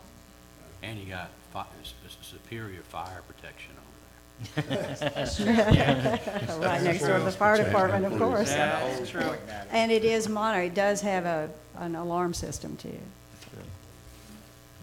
Council, I'm gonna step out, Vice President, Larry Smitty's gonna take over. Right, Thank you very much. thank you, Reverend. You leaving So for the Heather, read? basically what you're saying is, as far as you understand, we don't have to advertise this necessarily any further for lease, but we do have to rely on 2 new appraisals if we decided that's the direction we wanted to head. That's correct. Okay. So is there no way to keep us from spending $800? That's what I'm, Basically. Quite Yeah, honestly. we could probably work something out if you wanted to do the 501c3 route. which means what? That we are a nonprofit. No, I know We're that. nonprofit, No, we know. What and what that's- route is you? They're eligible for donations. Well, last time we did that, we got into a lot of trouble. I would rather not. I would, honestly, I love the city. Well, you have to think too, when I say donation, it doesn't have to be a full donation. No, right. No, I It could be a way understand to that, get to but what you know. I don't want to start a precedent. I mean, I am willing and desirous to pay a reasonable amount of rent for this property. I don't want the city, and I told you this, I don't want the city to get in a quagmire that everybody thinks that they are entitled to the city properties. I don't want that. We want this property, we want it for our church, but we need it at a rate that's a reasonable rate comparative to other operations in city properties around the city, please. And I can look and see if there's any precedent out there for what happens if you have a building and you want to lease it and you advertise, but nobody responds. The law doesn't cover that, but that doesn't mean that there's not some precedent out there that I can still look for. Okay. Well, Can Ms. we- Libby, make us an offer. Well, we've I'll be actually, prepared to make an offer when Ms. Ladner Smith tells me that you don't have to go out for bids. But I Yes. don't want to make an offer and then it go out for bids and then everybody knows what my offer would be. Miss Libby and I discussed this today, and I advised her not to put in any sort of financial offering right now, because I don't think that's fair to her if somebody cuts her out Right. next Don't- week. don't By show a your hand dollar, too you early. know. But I haven't seen a lot of interest in this building. Right. So can we, I don't mean to step into it, Oh. can we put this on the agenda for Yeah, the next, further discussion next meeting and give Heather some time to find out if yeah. FEMA responds to MEMA and then what we need to do to proceed? Of course. It may take longer than that because Yeah. FEMA and Well, MEMA it talking to may, each but other. if we put it on the agenda, then, you know, Right. if we need to move it, we can. We'll just move it to With the- that being said, Mr. Hoffman, with our goal is Goal is November November 1, 1st. would it be, and I believe that Mayor Favre has already initiated his departments to move toward repairing that building and looking into that, if I'm correct with that. And that Kim Potts indicated that he could be through with the repairs by the middle of October. So when is the next city council meeting? I would encourage you all to free up Ms. Smith to be preparing and maybe talking back and forth with us. But I think you all would have to have a motion to free her up to start working on a negotiable, working on a lease, wouldn't you? So that by the next No, meeting, we you don't need a would. motion for that. No, but She when, could do that. Ms. Farshaw, did you not put in, or did you put in a bid? What is it advertising now? I haven't seen advertising. Is it advertising for bids on the property right now?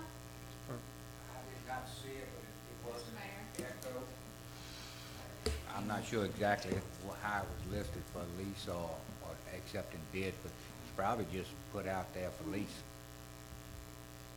And the reason that I asked that is because there's nothing to say that you can't put in a bid, which is one way. Would be the same thing as around. answering the ad in the paper then. Well, yeah, that is with the bid, yeah, exactly. Okay, and there, but my issue is, if I'm offering less than what this survey asks, does this council have the right, the legal right to accept an offer that's beneath that? And where do we stand in that case? I think Ms. Let's- Smith's interpretation maybe is that that could be the part of the donation if you offered less than what's there, since it's a 501c3. Is that Correct. correct, Ms. Smith?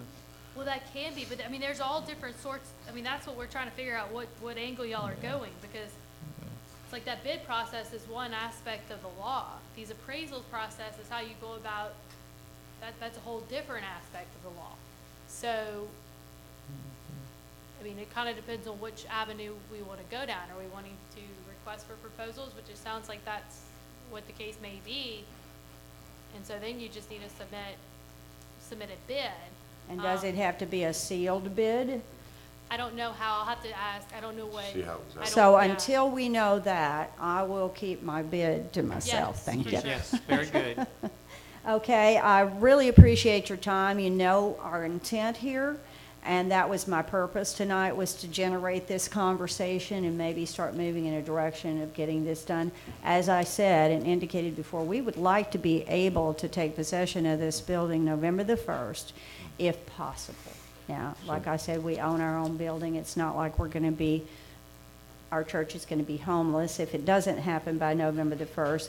But with the holidays coming up, we'd like to be in and settled by that time. Could I ask you one little question? How Yes, long sir. do you, what do you foresee is longevity of having leasing from the city? Well, I want What's your plan? I would want no less than a one-year lease with a renewal at the end of each year to go through the term of this council at both, that both sides would be happy with it. I think that's called a 1+1+1. And I would rather keep it at that if everybody understands that concept. We would get first option of approval with the city as well. And that being said, at the end of each year for the subsequent, probably 3 years would cover everybody's term, I'm not sure. Because I don't think you can continue leases The past. reason I ask is that has some value. can't We have continue, trouble they just- keeping tenants in buildings, and if we have somebody that we can Count on. I get to that. be there for 5 or 6 years, it has value. Yes, I get that, but I don't think this council is allowed to take leases beyond their term. That's not, they can, but And- what happens is it becomes voidable. It does not automatically become void if the city council enters into a lease that's beyond their term or any sort of contract. It's not like, oh, the term's over, the contract immediately is Right, void. and- It's voidable. and I understand that, So yeah. then if, say, the new administration or new council, whoever comes in, if they wanted, they said, hey, we don't like this garden club lease center anymore, we want to do something about it, they would be able to void your lease at that time. Well, But I it does think- not mean they have to. I think we're at higher risk than the city would be in this case, because you all would be in a position to tell us to pack it because you want to do something else with the building. A longer-term lease is safer for us. And I'm not talking about the 1+1+1 lease, I'm just saying, how long will y'all be able to be comfortable at this facility? What's your growth rate, which is church? Are you gonna- We're a very small weekenders so church, y'all will be buddy. able to be very comfortable there for I years and believe we years would to be come. very comfortable. We have a 3,300 square foot building right now that we use a little bit less than half of. Because we're a weekenders church and we're only a 1-hour Sunday service, we don't have that huge growth rate. We have a lot of people that come in, they come to church, they're not in, they don't come to church. And they go to churches in Madison or wherever they actually live. So that being said, I don't believe that we're going to have Sounds like it's a perfect fit.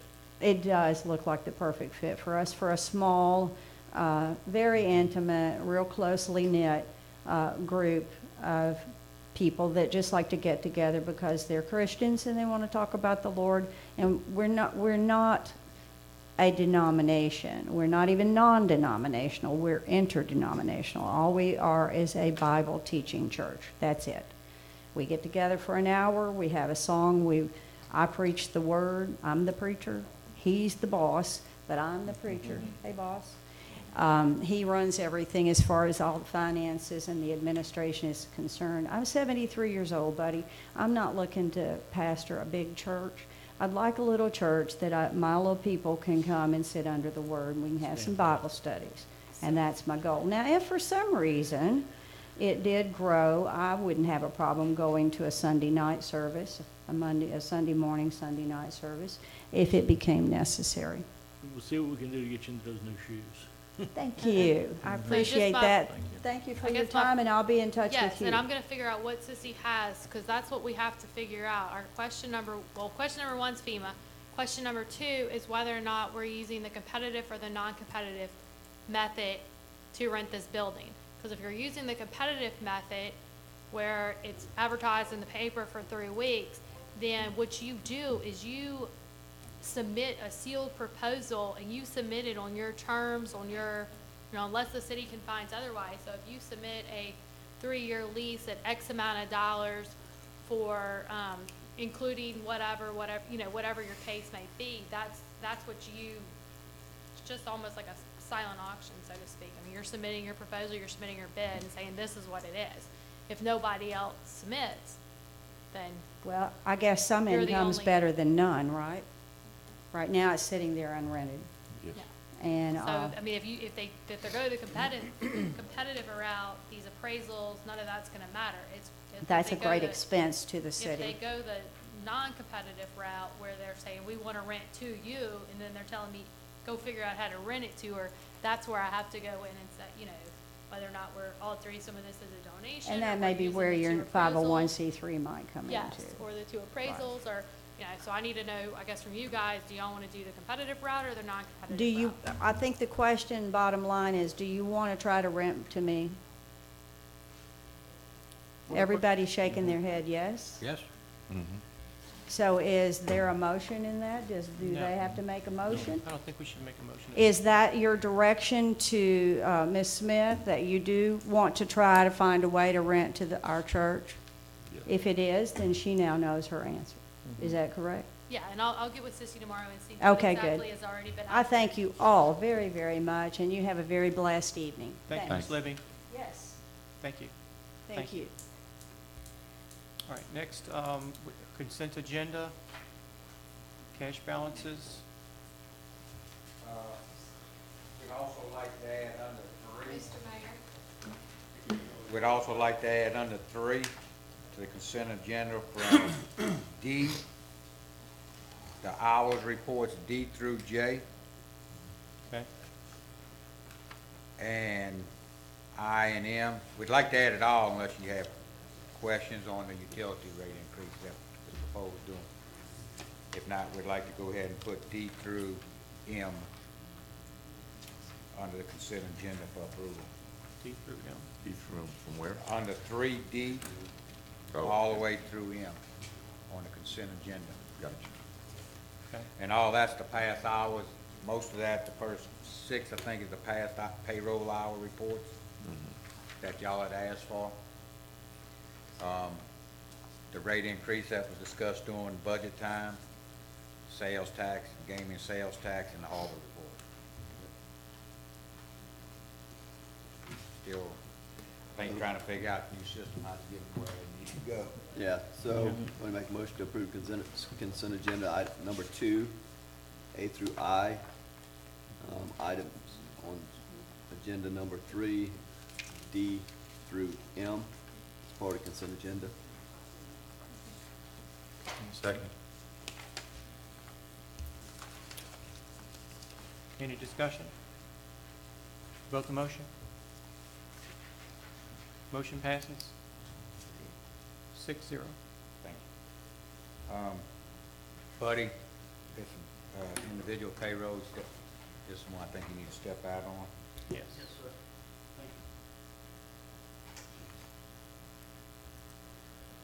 All right, individual payroll. Let me see if I can find that on here. 3A. 3, okay, 3A. Yes, sir. Gotcha.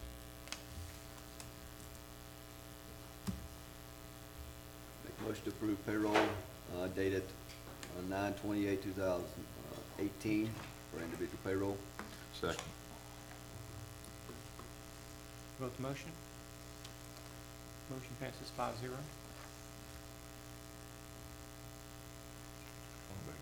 And docket of claims.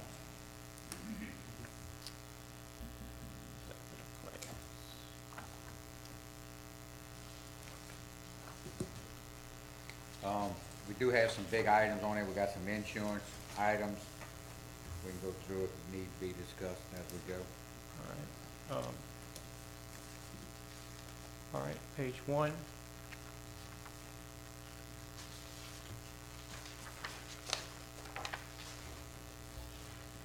Page 2.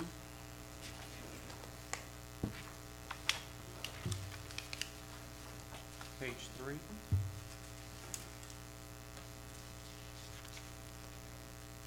Page 4.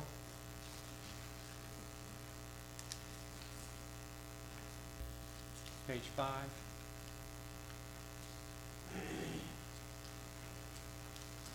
Page 6.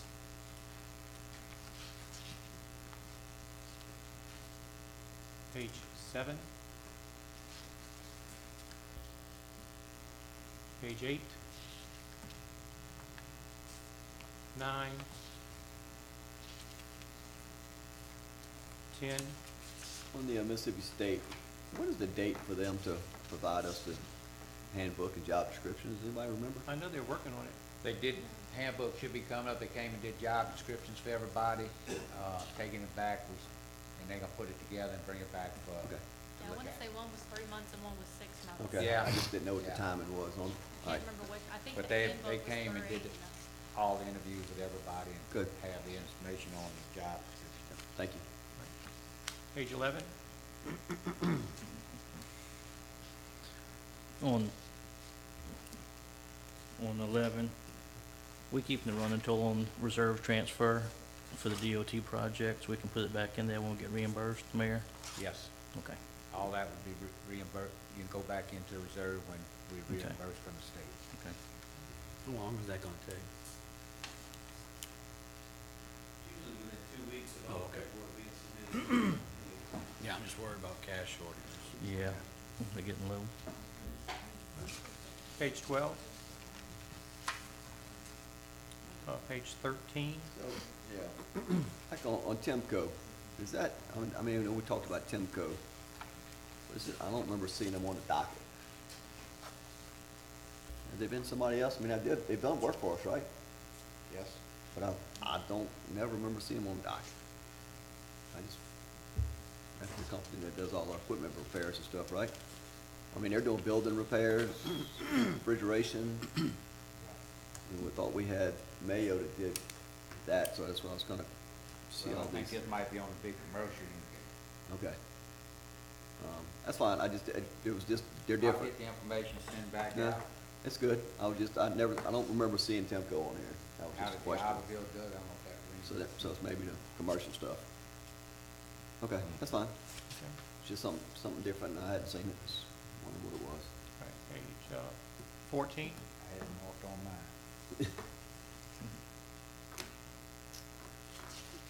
DOG funds, okay. Page 15. Yeah, page 16. General fund is $248,752.14. Total cash balance for this is $658,573.04. Motion approved. Motion to approve the docket. Motion. Second. Vote the motion. 6-0.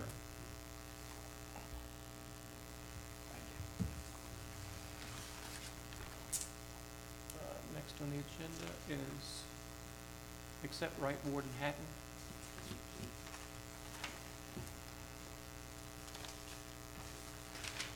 Yeah, and what that is, they just would authorize, you know, then for the upcoming year, they want to try to get it started maybe first of the year, get it done over early this year, so we're not at the last minute making adjustments.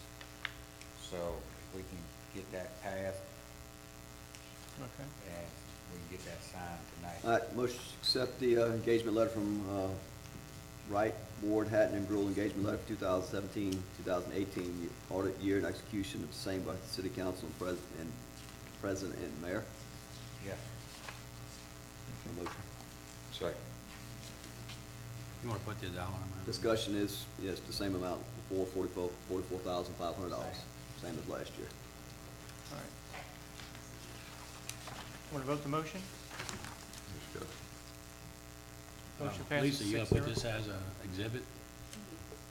Yeah, I got it. Oh, yeah. Yeah. All right, so the next thing we got here is the D through M. That was on consent. They were That was Consent. on consent. That's done. And we don't have anything under ordinances. No, just, So the next thing we have is public forum. Public. Any public here?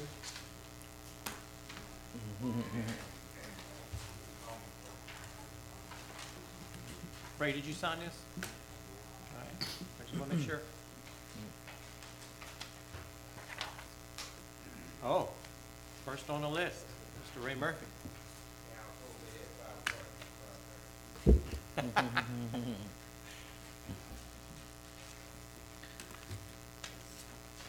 Gotta watch Mike Favre, he'll trick you like that. Yeah, he will trick you. At least he didn't tell you 7. He will trick you. It wasn't Mike. Good evening. 7:30. Good evening. Thank y'all. Ray Murphy. I'm here. It's a twofold request. One is in reference to the camping ordinance. We've been kicking this horse since last year. Dead horse, he's still dead. I'm still kicking him. So the Reverend Reed said we welcome people. We want to offer them hospitality in Basin Road. When you get 30 or 40 campers coming to town, when you go ask them to leave and then give them a ticket to go along with it, that's not very hospitable. We've got some people on my wife's family and friends on their property up on the beach. They've, gave it to me, but they're not gonna be here. But nonetheless, I mean, what are we doing? You know, y'all charging everybody, what, $50 for a golf cart permit, trying to make money? These people, one of them had to leave, his wife called, must have been a mercy. They would gladly pay $100, $200 for the weekend to stay here. We letting them get out of town. You know, they come to Bay St. Louis, they love the place, they come here every year. These folks, there's 5 of them, they come here at least 2 or 3 times a month. They're here for every second Saturday. They got more money than all of us in here together. One of the campers costs more than my house, and my house is pretty expensive. And then we ask them to leave. We got one guy that's related to him, came all the way from Minnesota. And he came back from cruising and had the ticket on his van. He almost had a heart attack. He thought he was gonna come tow his truck off. But, I mean, at some point in time, we've gotta make an exception, like Gulfport, Biloxi, Pascagoula. I don't know if any of y'all been down the beach. You can't get on the beachfront. They waived this ordinance. Everybody's got them. I get the orders. We don't want people homesteading in campers, although we got people living in their cars right around here, and I haven't seen anything done with them. So, what are we gonna do? We're gonna let this money get away from us because we don't want campus city for 5 or 6 days in town when everybody else is making thousands of dollars off of it. The other thing is the selective enforcement. St. Rose, during the summer, I couldn't even get to Mass at OLG because of the campers parked on the side of the beach with golf cart trailers behind them. They took up about 20 spots. There must have been about 20 campers on the old Merchants Bank spot that belongs to Mike Hill, and they were scattered about the church property, including the carnies in there with them rickety trucks they live in. Nobody got tickets. All of a sudden, we're gonna start getting tickets. What's the deal? You're either gonna enforce it for everybody, or we're not gonna enforce it at all. We just can't. We're gonna end up in court again, and nobody wants that. I don't have the time or money to be fighting you on court, and some of these other people that live here, you know, that own property, they maintain their property, they pay taxes, and all they wanna do is over the holiday or a special event, bring their camp in for a few days, and we run them out of town. What's going on? It's just, to me, it's ridiculous. If you get out and talk to your constituents, they're gonna tell you it's ridiculous. They're not hurting anything. There's no place to stay. You're fighting about the hotel Mike's been trying to put in for I don't know how long. You know, we gotta give these people, especially the ones that are property owners in this community, an opportunity to come back to their own property, spend a few days, and then leave town. None of them want a homestead here. These people all got jobs and lives to go to. They don't want to stay here. They just want to come spend money. These guys, I know for a fact, would spend at least $1,000 a week between each one of them's wives. And there's 5 of them, guaranteed. I mean, their wife goes down Main Street and they buy all the junk they don't need. They eat at every restaurant on the beach. They were in there last night. They've been there since Sunday, spending a bunch of money. Every one of them will tell you, and they'll show you their grocery receipts. They go to Frugal's when they get here. They buy all their gas. They gas. All right, time's up, but What, 3 minutes? 3 minutes is up. All right, one more thing. What? I'm taking, nobody else is here. I got a whole bunch of people up there. Listen, I got an attorney on retainer right here. So we gotta do something about the garbage pickup. I done called Mike how many times? Probably got one today. They pick up everybody's garbage, incidental garbage on the beachfront except ours. Come up there and watch it. They'll drive right past it, pick up the pizza place, Tony's. No, they went right past it again. Picked up everybody else's on the street. Listen, it ain't but $9 to $10, but they're either gonna pick it up or y'all gonna take it off my bill. I mean, this is ridiculous. We pay garbage pickup just like everybody else. Where's the containers at, right? They're on the sidewalk. They drive Right there, right in past. front of, and they pass them right up? They'll go right past them, turn the corner, pick up Tony's tin cans, the pizza place, and everybody else down Main Street. All right. And we called them, raising hell, and they said, we don't have to pick it up on the beachfront. Well, I'm paying for it. Somebody's gonna pick it up. Wait, Or who said that? How many cans are you putting out there?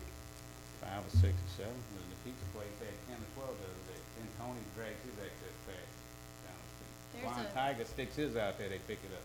There's a definition for light commercial. I can't tell you what it is off my head. I have no clue if that's why they're not picking it up or if you fall in that category. But we definitely Must can be look just into me it. falling in that category, because everybody else got 10 or 12 cans. Well, I mean, that's obviously a problem. But Yeah. they either gonna pick it up, or, I mean, we gotta do something.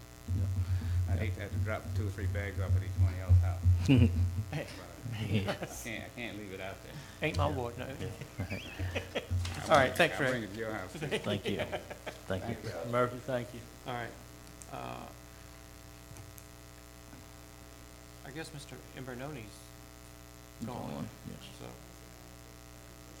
Mr. Cliff Rabelais.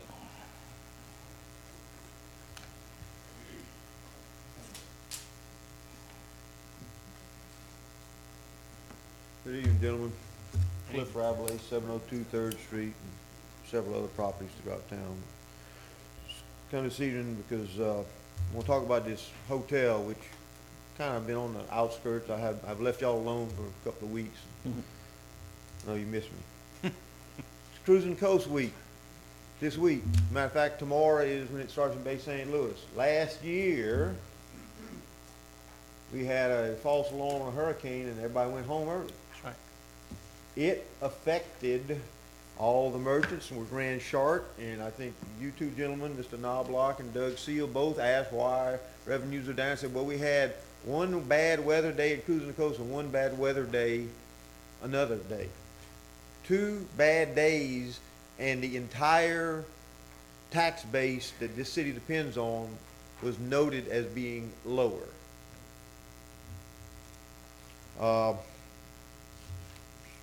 Pretty significant effect. Most of y'all know I come from a pretty heavy industrial background, and I've got up here and said, we don't have industrial jobs. We don't have industrial jobs. Well, I've lived here long enough to figure out we're not going to have an industrial job base in Bay St. Louis. The job base here is tourism. It's people coming to Bay St. Louis to visit and then leave. Most of us are either retirees, as myself, or second homes, and most of you gentlemen are probably from the area, I think. You know, this is a hometown for you. It's where I moved to. But regardless, we got an economic base based on tourism. We've got a motel that wants to come in that's exactly the type of business that our city's economy depends on. I listened to what Mr. Doug Seal said. A small tax rebate as an incentive, as a welcoming gift. We want your business, I think is a pretty good idea on our part. An example, I go back to my industrial side. Everybody heard of Canton, Mississippi? Everybody go through there 25 years ago? Go through there lately? My mother used to go there every year. Religiously. Canton, Mississippi, what it was, a big flea market. Yeah, big What's there craft now? Nissan. When they first passed that tax incentive, there was something that happened in Mississippi, because I was up in Tennessee at the time, and they put it on hold for a year, and people had heart failure. But it changed the entire north side of Jackson, Mississippi. They gave them a tax incentive. And you go to Vance, Alabama, Mercedes-Benz. There's a couple of others. Tax incentives bring in, as you gentlemen have noted, a heck of a lot more than what you give up for a few years. So I'm a big supporter of it. I've heard from someone else that parking is going to be an issue. Guys, what an opportunity. We have an underutilized municipal parking garage, and really nice motels always have valet parking. I think that's an opportunity for us. What it's going to be an opportunity for is if people have to find a place to park and now park on a vacant lot that they're just lucky the owner hadn't got a little bit more aggressive about not parking there. But I believe that that's going to open up some economic opportunities for the city. So again, I'm supporting this. And you know, I've got up here a lot of times and not supported stuff. I think this is a good one for this city. We're not a good candidate for industrial place. Our location, cross the railroad tracks, our distance from a deep water port. We're too close to Gulfport. Where rail traffic is not the major carrier in the world anymore, not in the U.S. It's, when they built the interstate, it's on trucks. That railroad track is a major deterrent bringing trucks back and forth. So this fits our economic model. I'm sorry, I run out of time, but we're a seasonal area. Maybe this can help mitigate that and make it more uniform. Thank you, gentlemen. I Thank you, do Mr. support this Ratliff. project. Okay, Ms. Lana Noonan?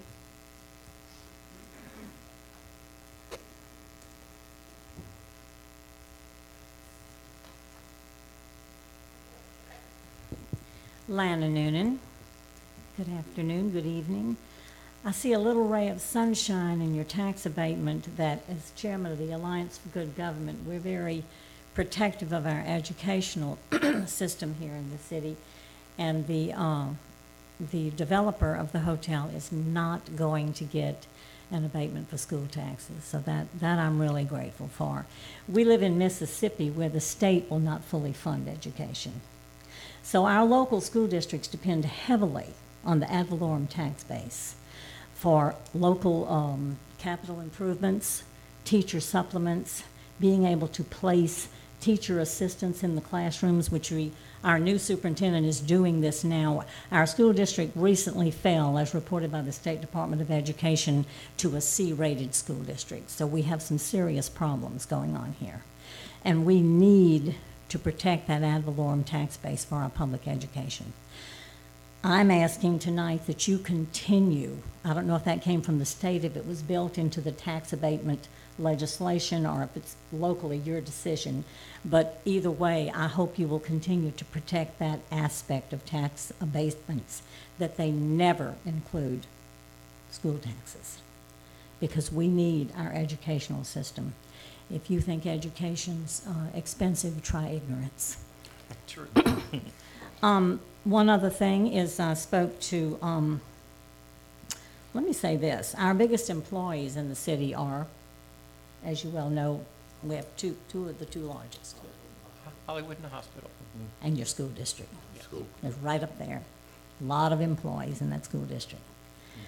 I watched the discussion between you and Ms. Labatt.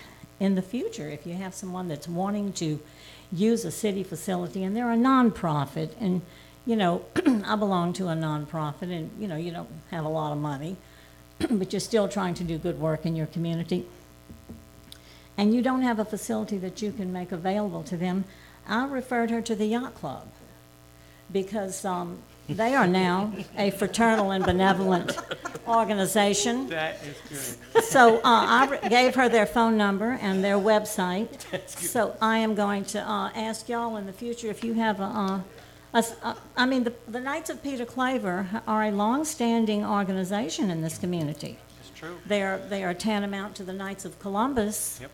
And our parishes. So I referred her to the Bay Waveland Yacht Club, and I told her to go to the website and click on the events link, and she can go through all they advertise that they will, you know, you can have weddings, showers, banquets, dinners, whatever. So she thanked me very much for that, and she said that she certainly would tell her members. So, and I'm just asking you in the future that if you have That's a great idea. a nonprofit that you can't accommodate, to just refer them to the Yacht Club, because they're telling the Secretary of State now that they're fraternal and benevolent. That's not what they're telling the IRS, though. Thank you, Ms. Lana. All right, moving right along. 6, planning and zoning. Ronnie LaBeouf, is there anybody here for the property for Ronnie LaBeouf? Milieu Vision subdivision? He's not here. He was here earlier. All right. Well, this was approved by planning and zoning 6-0. Is that good or bad? We need a motion to support or deny the approval of the LaBeouf property. Make a motion to follow recommendation, plan and zoning, approve property at 710 3rd Street. Second. Stipulation that gutters be placed on the parcel of property to keep water from encroaching on neighboring properties. All right, I have a motion from Mr. Seal and a second from Mr. DeSalvo with stipulation. Any discussion? Vote the motion. Motion carries 6-0. Next on the list is Mr. Preston Hayes. Is there anybody here for Mr. Preston Hayes? Property located at 1106 Idaho Street. I'll make a motion to follow P and Z's recommendation to approve. Second. Motion by Mr. DeSalvo, second by Mr. Zimmerman. Any discussion? Vote the motion. Motion carries 6-0.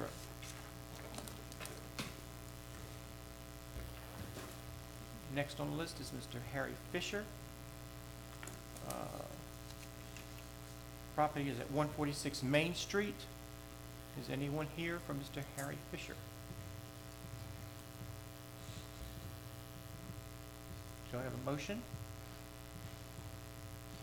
Motion to follow recommendation plan and zoning for approval. Second. Motion by Mr. Seal, second by Mr. DeSalvo. Any discussion? No. Vote the motion? Gotta step ahead. 6-0. All right, thank you. Next is Mr. Matt Rosenthal. Hello. Hi, Matt. How you guys doing tonight? I know, that's what I was. I made it. Go ahead. Enjoyed the meeting tonight. Just the planning and zoning recommended that I would be okay to do what I'm trying to accomplish here, so. Right. And you're located at 211 Central? Yes, the property, yes. On the corner of Valentine, okay. That's right. All right. Do I have a motion? I'll make a motion to follow P and Z's recommendation and approve. Second. Motion by Mr. DeSalvo, second by Mr. Hoffman. Comment, Comment? discussion. Yeah, I'd like to make a part of the record that the property owner did commit to build a single-family residential unit on that property. That's Yes. true? Yes, sir. I'd like to make part of the record, please. Amend your motion. Amend. Amend? All right. Thank you. Thank you. Vote the motion. Motion passes 6-0. Thank you, sir. Thank you guys very much. Thank you. Thank you. Next on the list is Hudspeth and Watson. This is 338 Easterbrook. Is there anybody here for Hudspeth and Watson? This is approved 4-2. Do I have a motion? Motion to follow recommendation plan and zoning approved. Motion by Mr. Seal, Second. second by Mr. DeSalvo. Discussion? Vote the motion. Motion carries 6-0.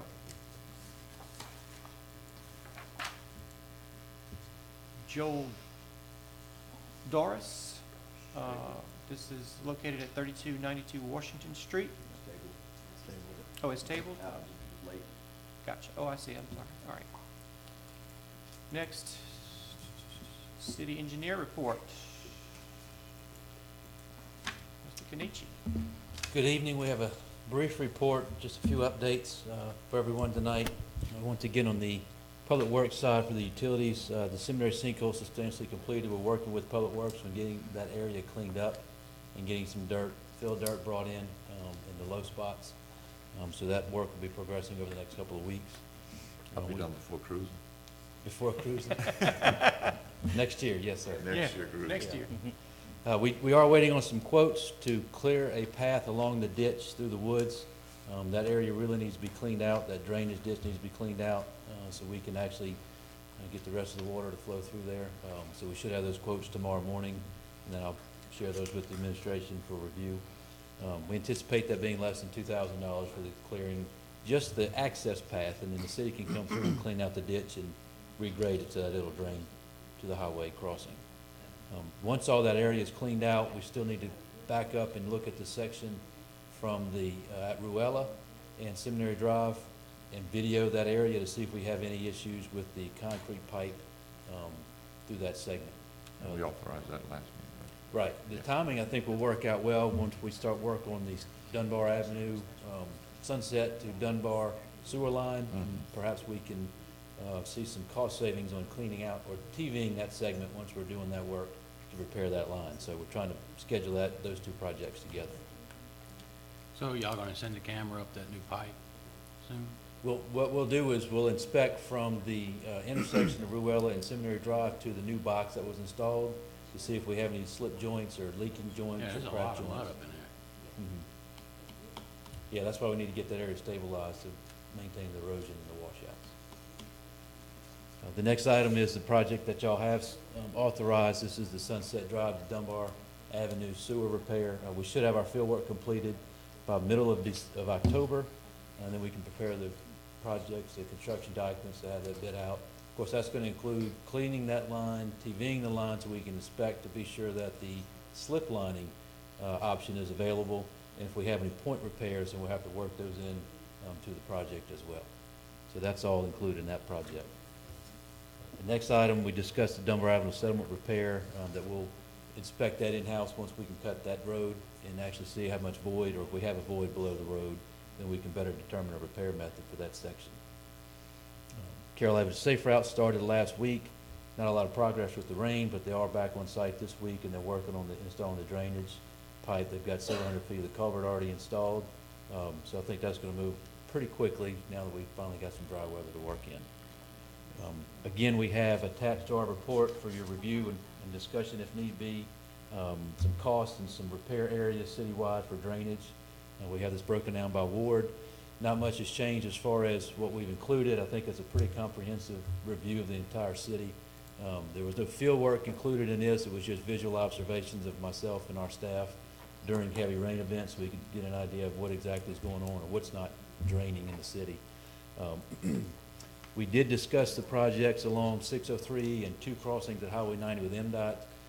They're looking to see if they have any funds available that may help offset some of the costs to upsize those pipes and upsize those drainage ditches along 603. So they're looking into that.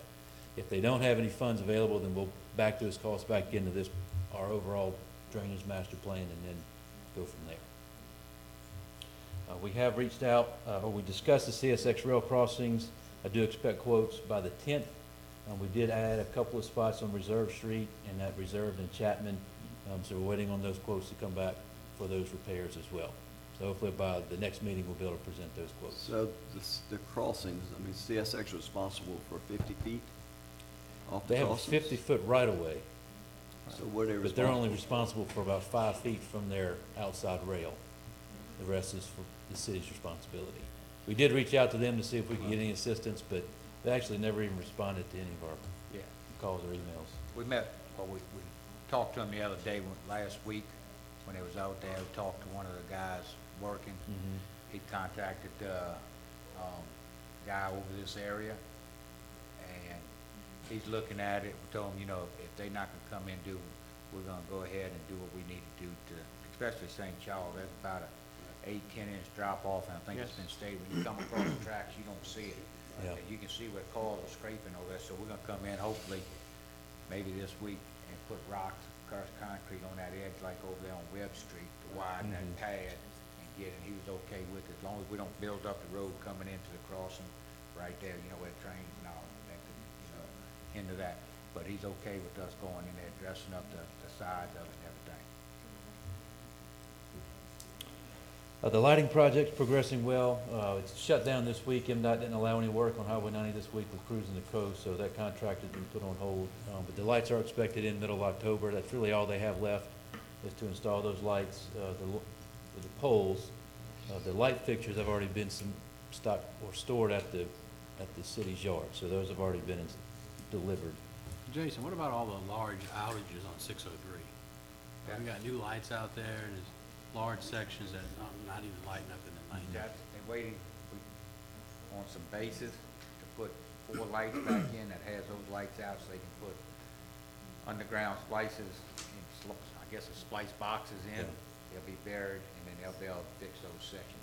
Got a quote from them today to replace them 4. It's less than $8,000 with us furnishing the base. Well, I thought they talked about that before, and they said they were gonna cover all that. No, not anything made, not to replace them poles. But those splices, needs to be done to, I think there's 2 or 3 main sections in there, and there's a 4th one they're just gonna go ahead and replace while they're doing it. So hopefully next week they can get started on that, if not possibly the end of this week, if we, you know.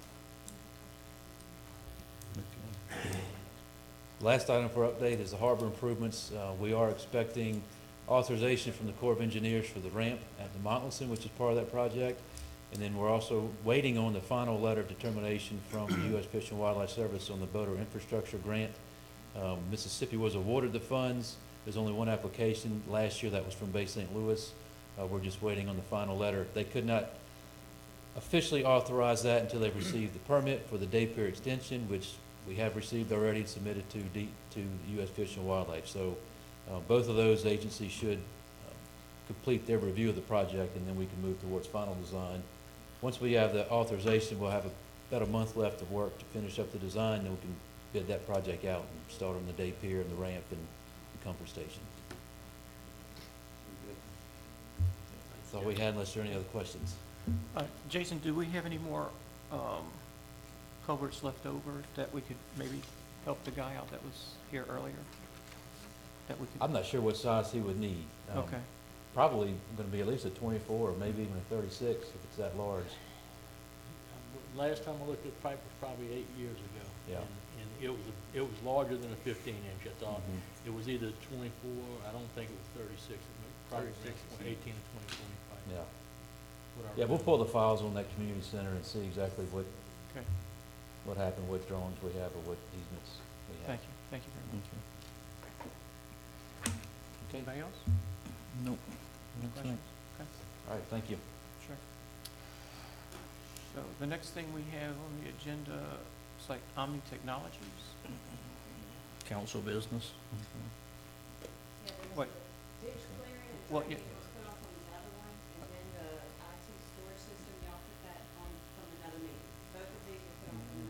Okay, so I have ditch cleaning and draining, but there's nothing under it. Yeah, there Yeah. wouldn't be anything under it, it's just that the cover Placeholder. sheet, every item has a cover sheet. Okay. But it's just, it's an item to be talked about. All right. Yeah. Okay, so let's go ditch cleaning and draining. I don't know who put it on there. I'll be glad to talk on that. Okay. Been doing some riding around town looking at the ditches and, they need some attention. What I'm scared of, we got some money in the budget this year to do some projects with, and I don't wanna blindside anybody, but we need to look at trying to get a comprehensive ditch cleaning project going across town. Right. Not something where we got the engineers out there shooting every culvert, but taking the guys that do it, just similar to what they did on Byers Drive, but do it continuously through all the neighborhoods. We rode out in the old annexed area off of Sioux Street last week, and I mean, every block you go to, there's problems with it, and it's just that they need attention. Buddy, One of the holdups right now is that so much manpower is spent putting in these new culverts in front of people's houses, and it probably takes, in excess of 50% of their work hours, putting the culverts in. My thought is, let's put a moratorium on putting new culverts. If it's not just access to a property, don't do the culvert installations for some point in time, so these guys can get out and show some attention to these drainage ditches. For one thing, on the drainage, with the grass cutting going away, it's gonna allow Yes. Count and Jamie on the track That's why I'm It's gonna give bringing- us 4 crews that we can take care of, and the thing is to separate, put a crew in different areas, and that's what they're gonna try to do to catch us up on that. Probably won't take effect. 7th Street area where we looked at, they're gonna get on that next week, you know, try to clean that up a little bit. That guy on the corner there's twice he's gotten water since summertime. So we'll look at that right there, try to get that flowing 7th Street down, Turner and Bush Log in that area, and then they can get in areas, if that's the area they take first, do the whole area. Cedar Point area, they got some places down there they're looking at, and then, of course, you know, Wood 5 5 and and 6 got areas too. Yeah, well, that's what I'm saying, but we should have We can 3. split the crews up and put, one crew over here, Yeah. another crew over there. And then that should give us one also to take care of culverts as people is requesting right now. Yeah. They got a log jam on that where they behind on that right now. Some of the problems that I'm seeing is they were working in Ward 5 near my office, and they dug the ditches out, and it was all fine, but they didn't clean the culverts out. So the water still backed up, it did no good. They gotta go back and blow them out. Well, that's the whole problem. They don't finish a job when they move to the next one, and that's a waste of resources, waste of manpower, and waste a whole lot All of they time. gotta do is go back and blow those out, the ditches. When they gonna do it? Well, whenever they get a chance. I mean, we only got. Why didn't they do it when they was there? 'Cause they That's just the don't have problem. Manpower, you hit it on the head, they don't have the Well, Mike, they manpower. were right there. They were looking at the ditch, and they was looking at the culvert. Not and they was- arguing with you, Gary. I'm just saying, if y'all gonna do it right. And if we had the people to do it and all at one time, we would do it. We don't have the people to do it all at one time, that's why it's not done. Mike, can I make a comment on that? And I'm just, the guys that run the backhoe and does the dirt work and stuff, loading the trucks and getting it out of the area, for them to stop what they doing with the equipment they've got on hand and going and getting a sewer cleaner to come out there and jet a culvert out. What they need to have is somebody that can run the Well, sewer buddy, cleaner. the water Let me still finish. backs up like it did Let me before. finish. Have somebody that's not in the digging crew running the jetter truck, coming and jetting the truck, Coming the behind. culverts out behind them or while they're working. But you can't have this crew shut down and leave all the equipment, because they don't have any equipment it takes to tow that sewer cleaner around. They've gotta go bring that back to the yard, put it up, and then you waste half a day just making a change. But they're gonna try to get in with them and go along with the meeting. And Mike, what are we gonna do about that young man that sent us the pictures in last week, the one on Seventh and Turner? That's the one we went and looked at on Seventh and Turner. Right. You know, there's some culverts there that's gotta be blown out with the digging through there that stopped. Also, the guy down the street cleared that lot, filled in the ditch while he was clearing, had the track go in the ditch, blocking water from going toward the bush log. 'Cause I think in that area, buddy, I think it's supposed to go both ways down there, towards bush log and towards the highway. And that corner goes three ways. It goes toward the park, toward the city of Bay St. Louis. I mean, toward the city of Waveland, and also down toward the post office, all three ways. So that didn't help with that being blocked, but still, it's got some areas in there, you know, that needs done. Okay. Those people just need some relief. Yeah. We They had actually water had- in their house, so. We actually had water go in the house a while back. Yeah. Down there. Yeah. I said they actually have water in their house. Who? The people in Seventh. Corner of Seventh Street. Well, my building's getting flooded too, you know, when they went by it and didn't clean the culverts out. The wave action on that. I guess what I'm getting at is I'm very frustrated with the fact that you can't clean the culverts out. You know, you're out there and there's no organization in your plans. And so this is gonna continue. Arnold Street at 9 floods, heavy duty, every time. That's a major drain, it's into a major, canal that goes right off of that little vacant lot right there. It's overgrown. You know, y'all didn't even address that issue. That could have been dug out, wasn't even touched. And it just sits there for days and days and days. And so now we're going into another section. So what's Potts' plan? There's no plan. Okay, no plan. Well, you do something. I mean, I put in a request to get some culverts put in, 3 weeks ago, and I haven't even gotten an idea what size culvert to buy.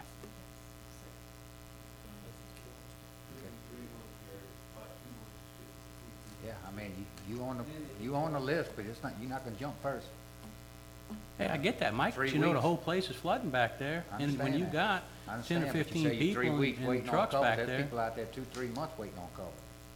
We don't have the manpower to keep up with all the culvert. I just One of don't the things understand is- why you send a group of people into a place and you don't finish it. That makes absolutely no sense. I know. That would be like me doing jobs for all my customers and don't finish any of them. But y'all raised the taxes for that. Okay. We did. Not me.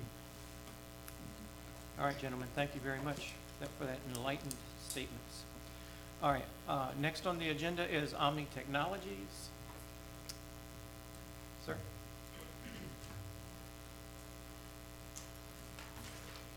Hi, my name is Rod Indicase with Omni Technologies, and I'm actually here to answer questions. We had IT systems, storage systems, right? Yes, sir. So is this where we're talking about IT storage, is it we're talking about the two companies we're looking at as far as moving forward with our IT work? Yes, sir. They're both on here. Yeah, they're both on here. North Shore's on here also.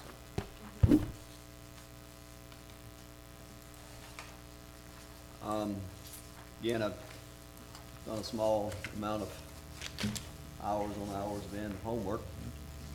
So we can look at this in a educated fashion and make a decision that's informed and not a shoestring or off-the-cuff decision. Lisa, you want to pull this spreadsheet up? Nope, sent you two of them. It should say Omni four-year billing cycle. Yep, so I looked at Omni's billing cycle 4 years, 2015, 2018. Broke it down in different costs, what they assess as far as first line item is repair hours. The cost, and then you see the color code kind of goes down to the bottom. Bluish color is 95, green is 85. And then there's LogMe, Accent, Remote, different number of peoples throughout the year have certain access. Web hosting package cost.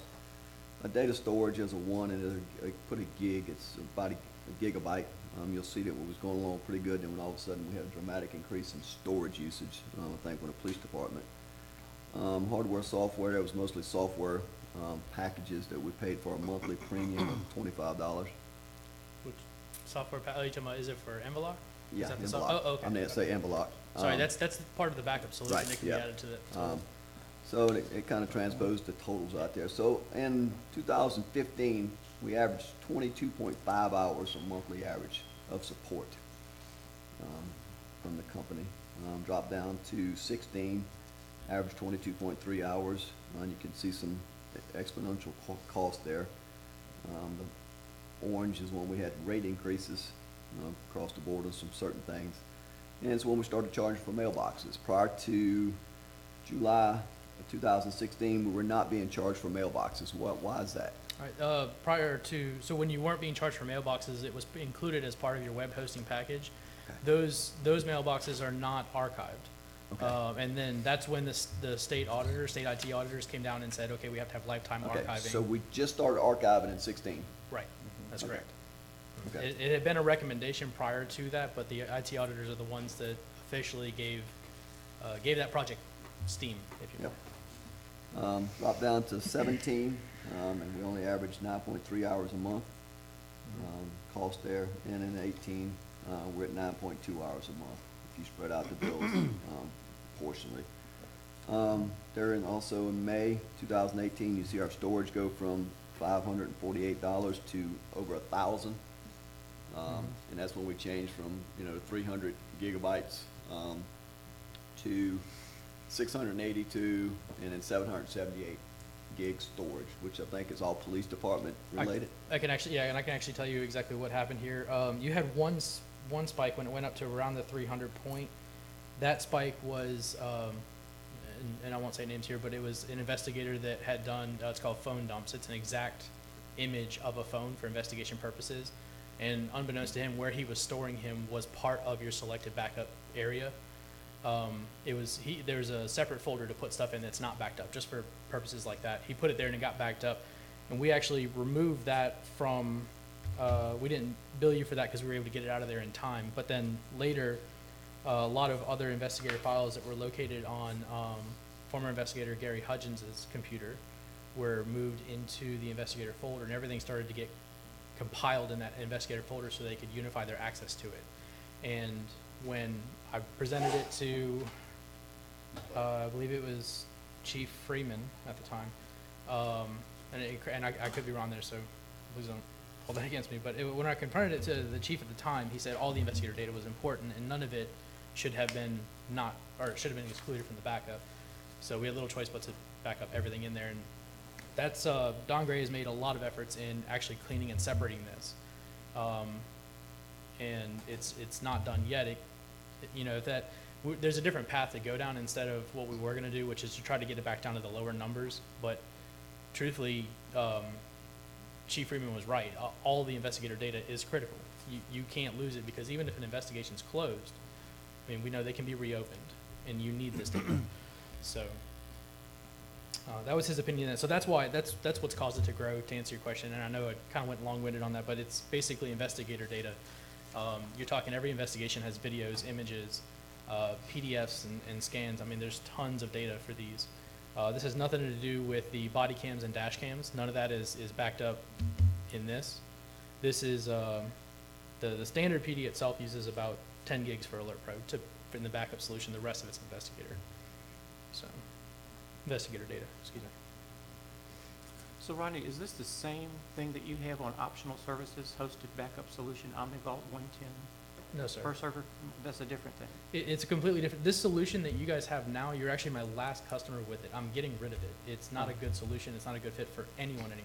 This company didn't grow with technology changes, so we're not using them anymore. That's Enveloc. The OmniVault solution is it couldn't be, you can even say apples to oranges. It's completely different than this style. This style, you're backed up per gig, and that's it. It's just raw data. The OmniVault solution is an image of a server, or multiple servers in your case. Gotcha. And those images, there's obviously a lot more. You can load them up and access the data just like you would a standard data backup. But instead of just that capability, you have the capability to run a virtual machine of the server, or to take that image of the backup, get an identical replacement physical server, and apply the image to it, and it takes about an hour, 2 hours to completely clone. Yeah. Right. It's essentially a clone. Right. So. Yeah, but can't we do that with a different type of software, like, for example, Carbonite? I mean, Carbonite makes, you can do it, I mean, you can hook up an external hard drive to it, and it will clone the drive continuously. And the cost is much, much cheaper than this. Sure. I mean, it's just a world of difference. I just don't see. Okay. I mean, it's this $12,000 of our budget is going into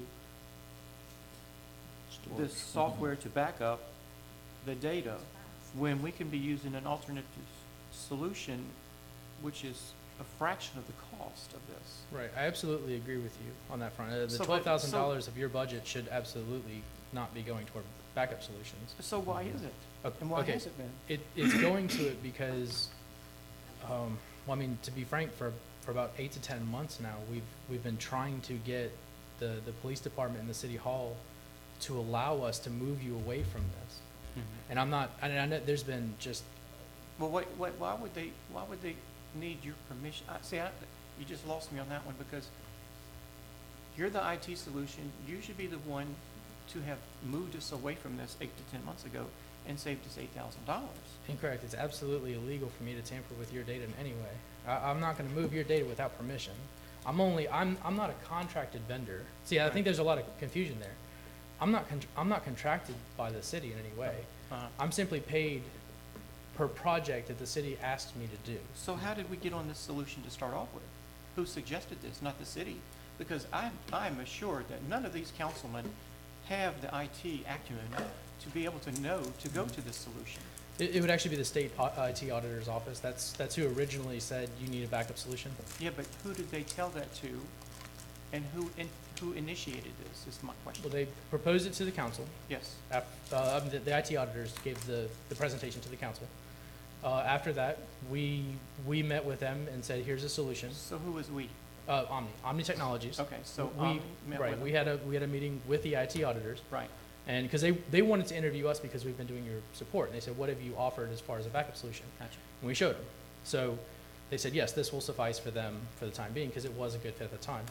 And then we took that and presented it. I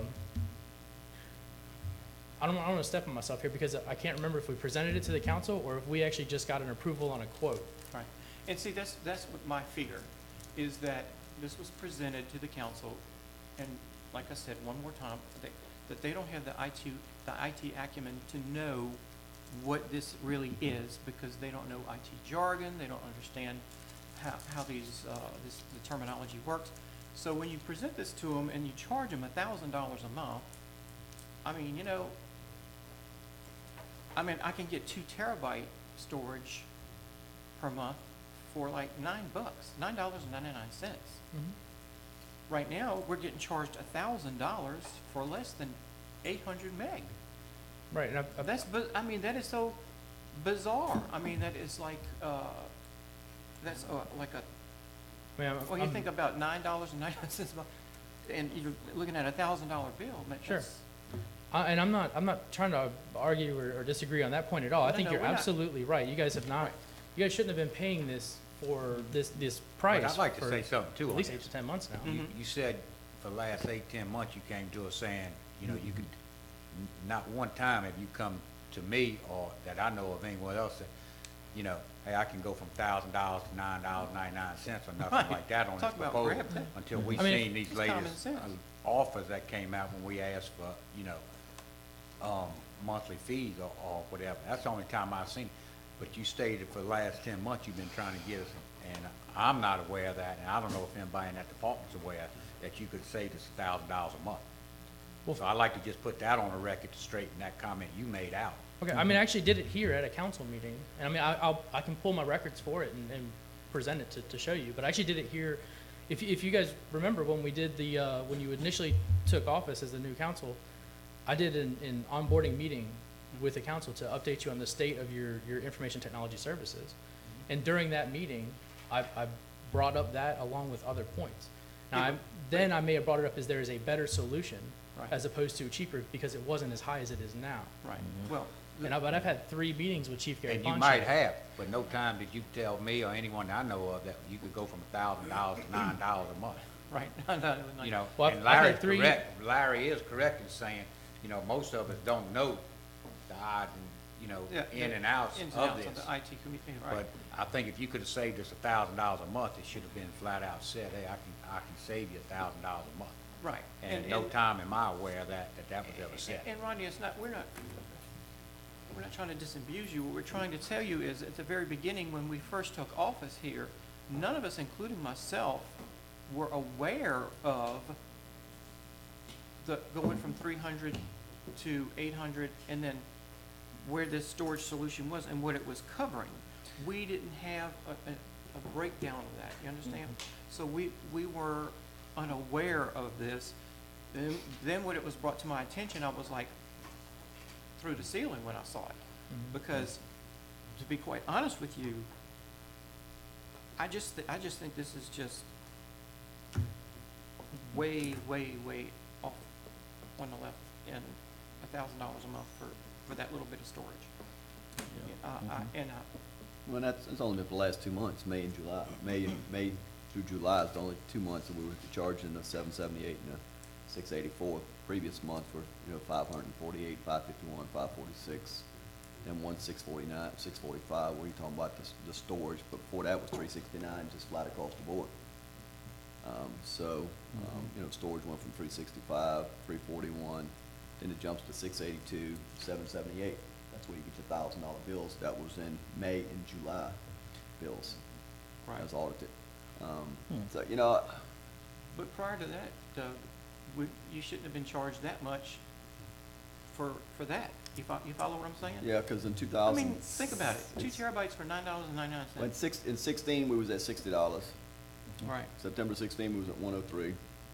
November we went to 29, and then in January 17, we went to 369 flat fee.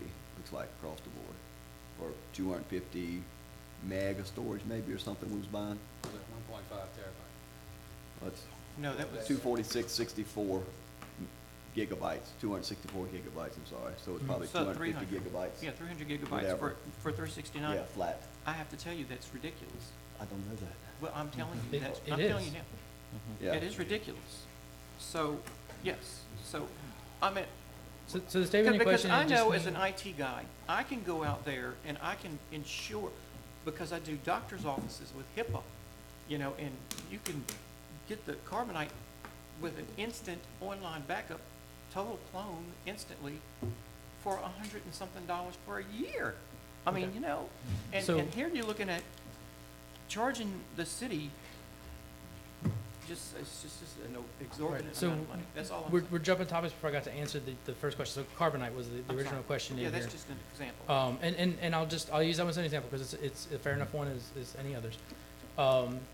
So talking about Carbonite compares with OmniSync, okay, which is the $10 a month for a terabyte of cloud storage, okay? That is what Carbonite compares to, because it is just a place to put data. Right. And I'm But trying it to does think clone. of It does clone. it clones a hard drive, but you can't boot that hard drive in the cloud, and you can't run your server in the cloud.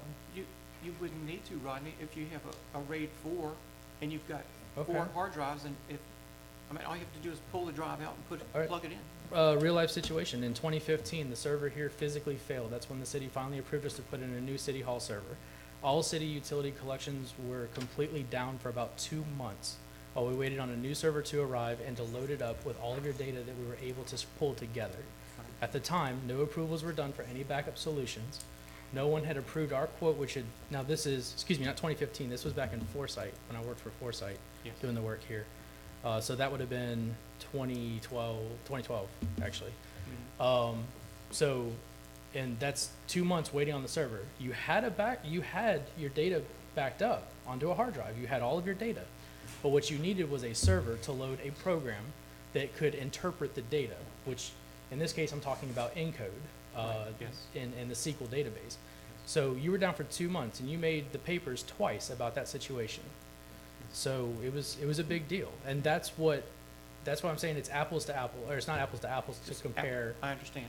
Right. But what we want to do now is focus on the current, where we are right now.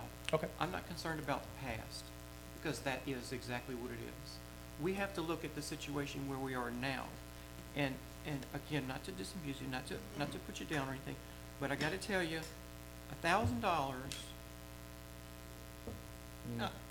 The replacement is $10 a month. I've just been waiting on approval. Until Sissy Gonzalez, Dana Firestein, or Mike Favre give me approval to do that, I'm not allowed to legally. They're the only 3 representatives that have been approved to direct us. And the approval for the other 2 is because Mike Favre signed. Council's has it. It's $10 a month. Well, that's a different version of it with extra features, but the basic proposal is $10 for a terabyte of cloud storage. And that's not the instant backup, that's just storage, correct? That is just storage. If To go to the Omni if your Vault. server, right, if your server physically fails, Mhm. like hurricane, fire, et cetera, Yeah. then you have to get a replacement server in place. Now, some of the data will be accessible. The SQL database and ENCODE will not be. Right.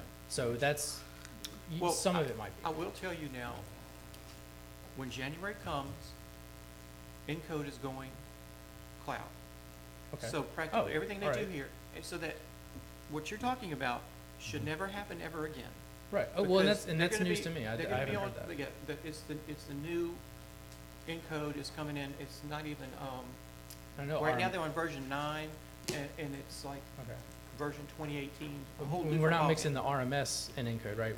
Because I know RMS they're going to a cloud solution there. Right. But, okay, all right, so, well, great, that'd be wonderful. So you wouldn't need the OmniVault solution then? Okay, Correct. good. That's correct. Yeah. Well, I'll So- make a motion, we'll go ahead for the $10 a month deal, me. Let's go. Yeah, it sounds good to me too. Well, anyway, so does anybody have any more questions? Yes. So, one of our meetings, we had a proposal from North Shore Computer Services. Yes, sir, that's next on the agenda, yes. What agenda are you looking at? I keep, It's actually together. right. Yeah, underneath Yeah, IT storage. it's right there together. That's the 2 proposals. Yes, So this is one agenda topic is IT systems. correct, So those are the 2 proposals, is why they've got a little shield, they're confidential. yes. You know, again, I did cost comparisons, I did across the board. Omni's looking at a rate of $95 an hour, $100 on weekends, 8 to 5 a.m., $125 holiday. They did come up with the new Omni, the new server, $110 per month, $9.99 per user for email host exchange. And they run up with a $2,450 new proposal. North Shore, huh? Who's that with? That's Omni, Yeah, but well. the initial proposal that was brought in, Correct. right, we So, can't, so North Shore come in with $75 an hour, $100 call out weekends, 2 terabyte of storage, whatever cost of hosting, email exchange is what it is. Come in with $2,600 fee total. To me, Mr. Nikes, a little frustrated, right? because if you're, I'm not frustrated. I no, mean, no, you guys I'm need to understand. frustrated, Oh, because okay. if you're I thought you said helping, if you're helping me, right, you're supposed to be helping me get better. Yeah, you're a contractor, right? Mhm. So you wait for me to tell you what to do, or do you say, this is what we need to do, right? No, we don't have a contractor with you, right? But No, you're, sir. you're my IT support, right? As much as I can be, yes, sir. Okay, I go to a mechanic and I pull in there and I tell him my car's running rough and he fixes my plugs, right? And I drive off, my tire's flat, right? Mhm. He wasn't worth the flip as a mechanic, right? Because he fixed the one thing, okay? Then he's charging $100 to fix it, but he didn't fix my tire. I feel like we're getting that from you sometimes, so I'm getting this price, and this price. So I get the after-the-fact $24.50 price. I go back and look at really what we're getting. If I look what North Shore said they can provide, new server installation and deployment, no cost. North Shore will do it. Installation new software packages, North Shore will do it, no cost. New computers set up and deployment, no cost. You want to charge me for each one of those? No, sir. It's Wait, written, it's written in your the proposal. In a new proposal, in your old proposal, the first one you gave me for $3,400, it was not. Right. Do you All have, it do you was have that one cost. right there? Because It was all per cost until you changed your proposal. I got it. The- Understand what I wrote down here? That's There's- what's frustrating me. I So, understand the I'm to the frustration. point of, I want to go to North Shore. I want them to come in and be my contractor and tell me, how can he fix my systems? Because I keep putting Band-Aids on them, I'm getting paid for those Band-Aids, and then I don't even know if I'm using the right kind of Band-Aids. Rodney, how much was it to move the police department from the fire department to the city hall? How much did they? How much To did the y'all city hall, charge? I don't recall. I don't have the quote. in It's front of around, me. I think it was around $8,000 that you charged to move computers. I from- really don't have the quote. I couldn't give you an Well, answer on that, I'm Yeah, sorry. but I'm telling you, that's about what it was, because that's what the chief told me. And I said, you mean you charge $8,000 to move computers from one building to another and then hook them up? Now, I understand, and I'm giving you this to run the wires and all that kind of stuff. But then there was an issue where one of the wires didn't work and your guys had to run another wire. And they actually came to the chief and said, you need to sign off for this because the first wire we ran didn't work. So now you have to pay us for the second That's not one. entirely true. We actually ran, it was like 20-something cables. Every cable we did tested perfectly and worked fine. The cable in question that didn't work was one that was existing. That cable had a machine plugged into it, but come to find out that machine wasn't utilizing network, so the fact that it wasn't working was irrelevant. Okay. Well, So- that was the story I was told. And that I'm was just the, I'm well, just telling you. and that makes sense from the, I understand that from the perspective, because all they see is we ran cable and now we have to pay for an additional one that we didn't know. It was in, the style cable that we use can actually confirm that. So all the cables that are in place are But it was using. $8,000 Yeah, to move so- computers from one room. I And it mean, wasn't just moving it from one no. place to another, it was actually rewiring 2 fire departments, installing a wireless system at all 3 locations for those people, and moving the server and rebuilding your entire city hall network infrastructure upstairs. That personally took me 16 hours after hours to do. So Ms. Smith, we do not have a contract with anyone today. We're doing a monthly billing, correct? That's my, Well, I got monthly bills. There's 4 years' worth right here. I went through every one of them. So if I decide I want to go to North Shore Computers just to come in and talk to them about maintaining my systems, what's it going to cost me to get an email exchange server that is could keep my data storage indefinitely for emails. What do I need to do to get him to come in and talk to us about what he can do for us? Actually, Doug, I've already talked to him about that. Well, I know, but as a council, Okay. how do we progress and move forward and y'all get a know new? how to tell me with my IT ignorance here, but what was in the proposal that they already gave you, was it not? did they not Well, have so that? at cost, right? But I think, so the state requirement says our emails, they have to be kept indefinitely. So in 2016, we wasn't doing that. So we got a state law out here, so I want to know how Mr. Cohen is going to ensure my data, emails, my system, whatever system, again, I'm kind of outside my realm of responsibility or technology here, but what systems does he plan on using? What is it gonna cost on a monthly basis to have 80 accounts or something like that, 66 accounts, email exchange accounts, what it's gonna cost me? Can I bring him in and do that and figure out where we can go or what it's gonna cost me? You can. My suggestion for you in a situation like this, I think this is a good time that you guys talk amongst yourselves and appoint like 2 people to say, hey, go work with the mayor, figure out what our city's IT needs are, y'all bring us back a recommendation, because I feel like this is going back and forth, but I don't know, if y'all are like me, a lot of what Rodney's saying is just. I would recommend 15 hours a month basis, and pay anything else over it. I know we don't have an hourly we could go into a 30-hour, 50-hour, whatever contract. But I would like to just start on a 15 or 13-hour basis. Mr. Cohen says he can do a lot of remote stuff, but until he gets in, he don't know what he can do, right? I mean, everybody can say they work on a Ferrari till they open the hood and try to find And then the price starts gas, going up. and I don't know that, Transmission.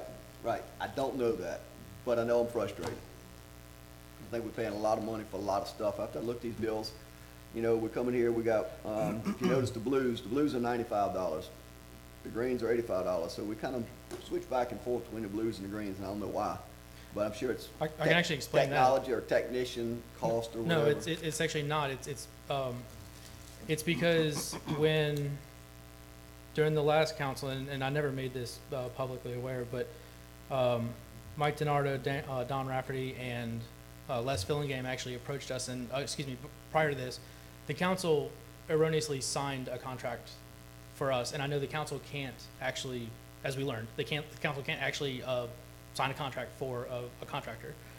So I believe it was Councilman Joey Boudin that signed it, and when we started charging contract rates for everything that we do, because we didn't at the time, we were unaware that the council couldn't appoint a contract to us. So, which we've learned this now, but then when they all three of them came to our office after 5 o'clock, surprised us there and demanded a meeting, saying that we're not engaged, we do not have a contract with the city, but we will continue to charge the contract rates or we can go away. That's what we were told. So we chose to simply honor them as long as we could. But the only other MSP competitor in this area is at $125 an hour contract. Okay, And you guys so- actually have a quote from them. So That's you're AGJ. talking about May 2016, we signed a 30-hour support agreement for $2,550. Yes, That's and the it's, support it- agreement. That and was that's, in May and that's not, 2016, right? and that's Joey Boudin that signed it, I so it's not. don't have us. that contract, but Oh. I do have the paperwork where we did enter into that agreement. Mhm. So that month, you charged us $95. September 16th, you charged us $95. November 16, you charged us $85. January 17, it was $85.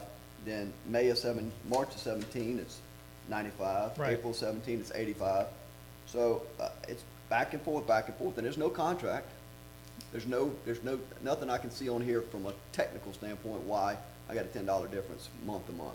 And maybe there is, but just going through there and trying to glean what bit of information I could not. And actually, it looked like some duplications in there, and we'll discuss that later with the administration, because I think we've overpaid you more than one time. But I would like to move forward with another company. And if they fail miserably, I can get you back in here and say, hey, how are we gonna do this right? It's my personal opinion. And this is the facts that I looked at, and I could be, way off basis, but the numbers that I have, my spreadsheet matches those figures exactly. Mhm. I think we've been taken advantage of for a little while, and out of our ignorance, and I didn't keep up with it, right? Maybe I should have had a spreadsheet the whole time, but I thought, I didn't think I had to. Did you have the notes from when this council started? Because it had, everything was in It's there. got 4 years. I just looked at your sheets right here, all your bills, Well, every month's you were bills. talking about not being educated on what you needed. that was in the You opening. can come in here and tell me I need a Greek salad with strawberry dressing, and I'm gonna believe you because I think you know what you're talking about, right? You tell me how to run a chemical plant, and I can tell you how to do that, okay? He's just Tell you how the saying, city Rodney, ordinances read, I can tell you how to do that, I can't tell you how to run an IT business. He's just saying it's out of his purview of knowledge, the IT stuff. Sure, I And understand. so that's what he's trying to explain to you. So I would like to get North Shore to come in here, sit down and discuss with the administration, say start at 15 hours or whatever, because again, you got 22 hours, 9 hours, and we only, I got, in 18, I got 5 months billing at 9.1 hours average, okay? I like to cut and run right now and see what this other guy can offer. So would you like You want to, to make a motion? to negotiate a contract with them? Yes. This is professional service, so. Yeah, I'd like, based off of, I guess, their It's a proposal. one-year and contract, their one- authorize and make sure we got an out clause in case he can't perform. Do you want us to discontinue all of our current services, or, When we stop, will you just quit tomorrow, or we continue to pay you for your services? well, I'm asking, I don't know what your, We will, again, Okay. we pay you month to month, right? right, Okay. correct. We'll notify you Okay. when we decide to I just wanted to change. make sure that, I didn't understand if you were No, we're saying not all firing you. services, you're talking about just the. Not firing okay. you. No, we're not, Rodney. But, well, this is very important now, Rodney, because we had a very, very bad experience with a former employee. We've got to have username and passwords for all of the accounts, for the email, everything, okay? Right. If In order we're, to transfer it over to this other company and let them do their work. Right. Now, and it caused us great pains to have our website go down for like 8 months and that kind of stuff. We don't want that, and we don't want it to be a negative thing or Sure. we just want to. I mean, an yeah, easy, we'll smooth reset transition. any password that they'll need to manage your network, we'll reset. Now, if we're, while we're hosting the Exchange email, the administrator, account that manages that, we wouldn't turn over to them. Until, like, if we're not hosting it anymore. Right. And they need access to the data to migrate it somewhere else, yes, we'll help with that. Yeah, they're going to probably need that. They're going to probably need that. Well, and we'll get them to get in touch with you. Okay. And let's just let this be amicable, please. Sure. It's no, we don't want to be hostile, we just want a smooth transition. All right. Okay, anybody else? Nah, I mean, I think Mr. Seal did his homework. It's a good report. Yes, he did. I think we paid $1,000 a month, a lot more than 2 months, because I've been questioning it for quite a while. Yes. So it's gotta go further back than that some kind of way, because I've been questioning it for a while. Now, in the transition of all this, are we just gonna wait till the new one comes along and do the storage with them and just have Yeah. another month of the $1,000 incurred if it takes a month or two to do this transition, or what is the plan there? Yeah. Yeah. Yeah. And I can say we can continue to move forward, and maybe Well, Mr. just Cohen put- cannot, maybe Mr. Cohen can't satisfy our needs, right? Yeah. I mean, on paper, he says he can, Yeah. but, you Maybe know, we if we can't. say, okay, we want you to provide us this, this, and this, if a committee together, I mean, evidently Larry knows what the hell he's talking about. But whoever wants to work with Larry and the mayor and say, okay, Mr. Cohen, we want you to provide A, B, and C. Right. Can you do that? Can you tell us about some history? And maybe he's like, no, I'd be over my head if I tried to do this. Yeah. Also, you want to give, My question is this then, Rodney. Could we still go ahead and switch now, even if we looking at another company possibly come in? Could we go ahead and switch to the cheaper option for the backup data, or what? 'Cause- Well, you talking about, I'm assuming you're referring to the $10 a month Yes. terabyte solution, right? Correct, Okay. yes. Yeah, or even if we go to the 10 terabyte solution Mhm. with Google, it's like $100 and something a year. I Yeah, just, I looked, I'm actually a Google reseller, I'm a Gold-level Google reseller, we don't, that solution doesn't exist, I haven't seen that. Okay. Like the 10 terabytes for $100 a year, I haven't seen. Let me see Oh. where, I've seen $10 for a terabyte. mhm. I can't remember what it Yeah. was, Rodney, to be honest with you. I just remember Because, well, seeing I mean, when you said it, it piqued my interest, I thought, well, Yeah, that's a great service. I was on the internet when I was talking to you. I just know. But yes, so, and you gotta understand that the $10 a month is not going to, obviously, it's not gonna, fulfill our monetary needs. But we were gonna migrate it free of charge to that new service, which constitutes a fair bit of work because it has to be turned on and off to accommodate for your 8 to 5 time. What I'm trying to say is, it's going to hose up your network while it's migrating. That's a lot of data that's gonna need to go from here to the cloud. 800 gigs is gonna take 3 to 4 days. We're gonna have to come in at 5 o'clock every evening and 7:30 every morning to start and stop that service to Yeah. pause it. We could do it for a weekend, Maybe. Friday through, yeah. I mean, it's possible, but I mean, it's 800 gigs. I mean, it's a lot of data. It's a lot of data. Yeah. I just moved 800 gigs on a 1 gig network locally, and it took 12 hours. Yeah. Okay. So, Yeah, my thing is, I just even while we're in negotiations, Mhm. sometimes things take longer than we expect in government, and I don't want to keep paying $1,000 No, a I understand. month for This the is a storage. true- this is So true. to answer Right. your question fully is if, we can turn the service on and we'll give you your access to it, or, and in turn, you can give that to, North Shore North Shore. Computers, and then they can handle the transfer. We Okay. just, we won't be willing to handle the transfer free of charge if we're not handling the IT support. Right. So, Well, that makes and I, sense. and I think that's fair. I'm not. No, that's yeah. quite fair, that's quite fair. Okay. We don't wanna, no, we don't wanna, All right, I'm All right, sorry.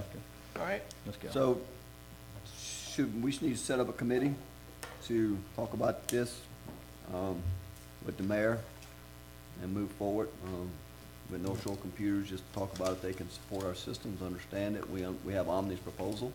Yes. We'll talk about North Shore, see if they can support our systems, what their plans are. Can they meet the CTQs about, through the state law? Have those as well. Who else is IT savvy? Gene, Buddy, Josh, anybody? Josh is pretty good. I mean, I'll yeah. work with you, Larry. Whoever y'all wanna work, you know, if y'all wanna get with the mayor and try to just say, okay, Sure. let's talk, sit down and talk to them. Can they do it? They might be over their head, right? Can, And can we I make a might- suggestion? I mean. We might ask you to come back and say, hey, you wanna play ball? Mhm. We'll And keep an I eye on hope you. for that, but I mean, just make a suggestion here, because I've seen a situation very similar to this in another county. Sure you have. And what they did there is they actually got someone that wasn't part of, in our case, Omni or North Shore. They got a third party that was an IT director for another local entity, and they came in to help them, just to, because they have no vested interest, obviously. Mhm. You have several of those in your community here. Mhm. Now, granted, yes, they do know us and our company, and we do work with a lot of them, so look outside the city. I'd be glad to turn over my customer database so you can see that we don't work with whoever it is you pick. Last thing I need is favoritism. Mhm. So, but that's something I think that could really help you. And I'm not just discrediting what you know. Oh, I'm no, just no, saying no, that no. I would prefer it that way, a too. group of people together would be better. Exactly. Yes, Yeah, I agree so- with I you. think that's a good That's recommendation. an excellent recommendation. We did that at Hancock County, and I think Miss Sissy was there. They had to get a third-party rep involved. The rep then was Jason Bands, which doesn't help because he's Who runs the with the county now. Who runs the hospital IT? Well, it used to be Wes Griffith, but I Yeah, don't Wes think he's there Griffith anymore. would be great. He's not I don't think he's there no more. anymore, but he is still reachable. Yes, yes, He does, now I'll tell you, he does know us, but we've never actually done any work with him. right. So he used to be the IT director at Hancock County a long time ago, and we Yes. took over that position when he left. Yeah, we can use, So- we'll ask him. Oh, Okay. yeah, great resource. Yeah, I have a name. Oh, do you? Okay, that's Okay. fine. Great. All right, good. I saw Wes the other day, he says he does consulting. Mhm. Yeah. Thank you, Rodney. Thank you, Rodney. No problem. We appreciate everything you've done. All right, Right. next we have attorney's report.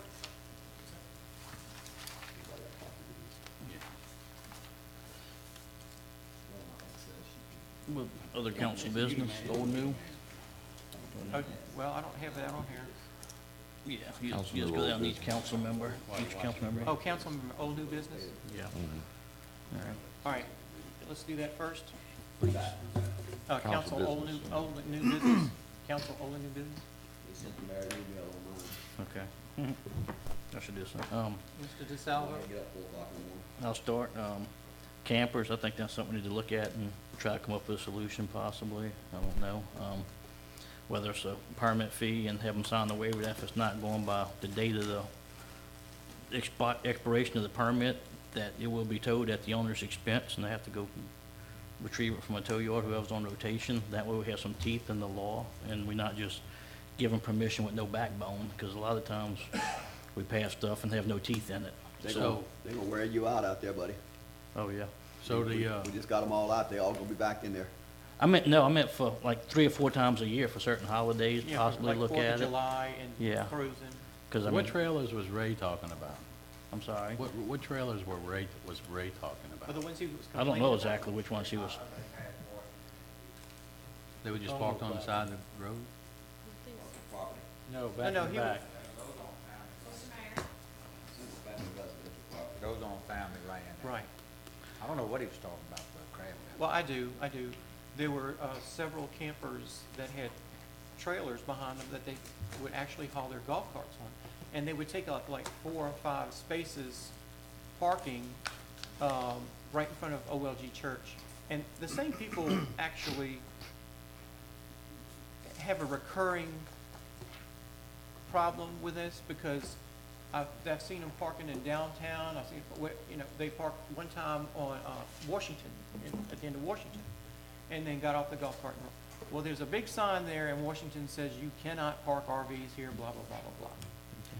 So anyway, I know exactly what he's talking about. And then he made an allusion to the thing that, you know, the carnies and the people who sleep in their trailers overnight, the ones that run the arcades and stuff like that, you know, that would be, The Christmas tree guy does it, the firework guy does. I mean, if we're not gonna do it nowhere, we're gonna do it nowhere. Don't we If approve, not, we approve that yearly, though. Yeah, that's if approved. we have property owners that pay taxes all year, some of them pay water and sewer, I think if they was allowed to use it 2 or 3 times, I'll go ask all my constituents and see, but I just think maybe if they paid the fee, that had a backbone to it, and we can remove them, it would allow them to use their properties a few times a year that they keep cut and maintain. The other ones, half of them are grown up and blighted and everything else that we can't get cleaned. These people clean and maintain it and can never use it for anything, so I think it's a hard balance, but I think it's something we need to maybe look at and talk about and discuss. I don't know, that was a bad situation years ago, because they just stayed out there. Yep. Well, that's why I said you gotta have teeth in it. yeah. I Not mean, getting them out. you know. See if any other city that he talks about just abolishes their ordinance for cruising the coast. Maybe I so. don't know how they do that, but if, you know, look at how they do it and just don't recreate the world, just do what they're doing. If I haven't been, possible. I mean, I see on Beach Boulevard, there's all kind of trailers parked on Yeah. it. other holidays also. Why couldn't we have a designated area for that? Like, I know in RV Waveland where parks. our shopping center is. Most of, He said RV park. Exactly, well, yeah, but they do have huge areas of land where they could park, like, Private property. ours. Oh, yeah, well, it is private. You're right, so. but it's Park in in your Waveland. driveway, right? It's Park in your driveway. But it's in Waveland. So anyway, no, but I'm just thinking, trying to think of how we could resolve this issue without getting anybody. just, I mean, I'm not the camper police, but I can tell you what, 4th of July, I sit in my office, and I guarantee I watch 150 of them turn the corner for 4th of July. I mean, Yeah. it's happening already. But right now, we have no recourse except to go through the whole process like evicting anybody else, and it's a long process, where at least if you made them sign something up front beforehand, at least you had something to hold them accountable to, is my thought. Because it's happening whether we like it or not. It's going on. So, just like the golf course we had for years, that was going on until we had to pass something to regulate it. I can think of about 5 different events that you could have where you could bring the carts on. Yeah. Labor Day, Memorial Day, 4th of July, Near East Parade, cruising the coast. And it'd be something we could regulate to just those few times, not just somebody wants to come down this weekend and pull a permit to have the camper there, and regulate to certain events, cruising the coast, something like that. Yeah, that's like, pay $100 for a Yeah, permit, but when they for a sign camper it, permit. the waiver is given the right that they know the consequences to not following the Kind of contract like that they VRBO, sign. huh? Yeah. VRBO. Right? Charge somebody to use their property, right? That's right. I mean, So where's it gonna get you?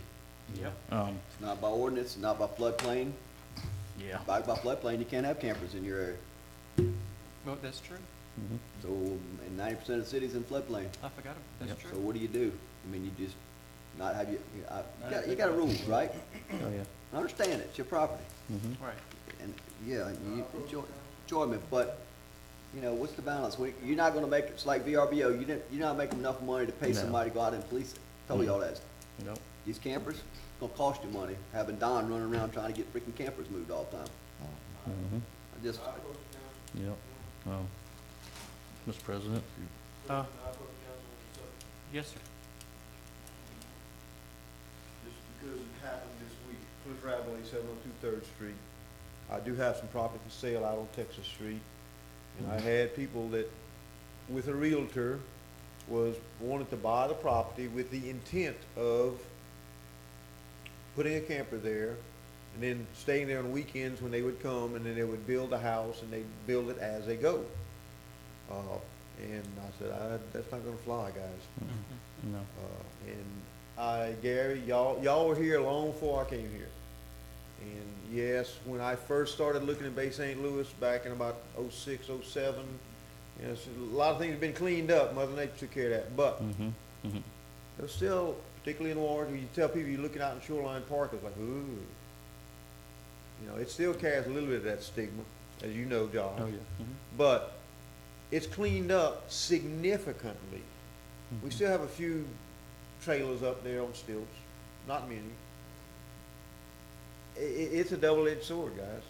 If you allow a trailer to come in, which I think would be a big thing, I could sell lots for $15,000, and people would bring in a trailer, and they would park it there, and they would park it there for the summer, and they would come and go during the summer, and then tell you gotta move it out, but they never move it out. No.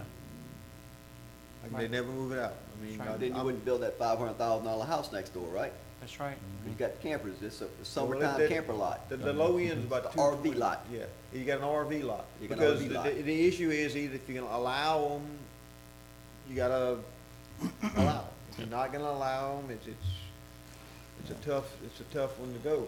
You would have lots start selling out in Ward 6, for sure. Because that's what people want. They want fishing camps. A bottom end fishing camp in Ward 6 is $225,000. Got a pretty limited market for second homes and fishing camps at 2 1/4. And, you know, I wish I could give you a good answer. I got opinions that can go on both sides of that fence. You know, and I think you gentlemen share that, but. Well, I know that, the campground down there at Buccaneer is packed. Yes. It is packed.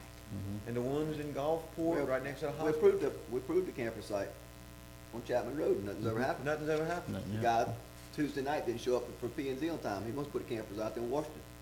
Yeah, you're right. Guy And show up, that- and do that it. would have been a great place. I mean, they're doing it out there now, but, Yeah. you know. Bay Marina's got plenty space. Now, just for my, at one time, people could store their camper, but they couldn't stay in them. If you have a primary structure. If you have a primary structure. Right. All right. Okay, thank you, gentlemen. I Thank you, appreciate sir. your time. All right.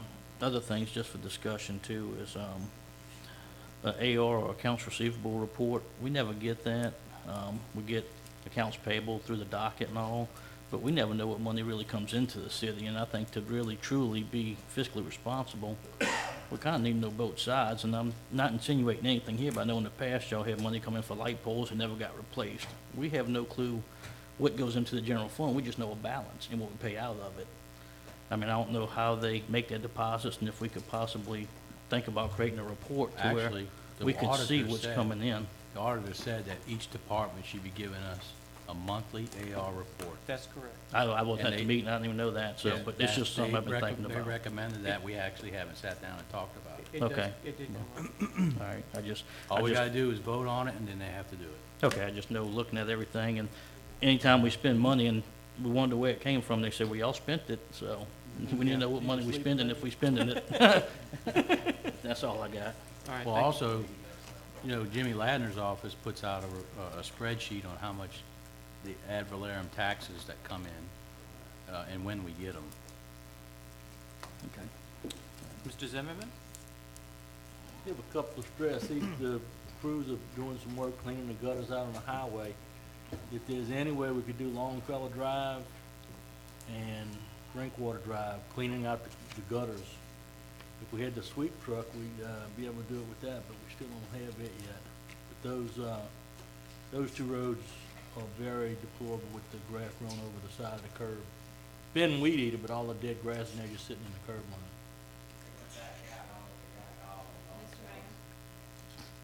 Scrape the roads and all, trying to clean all that out.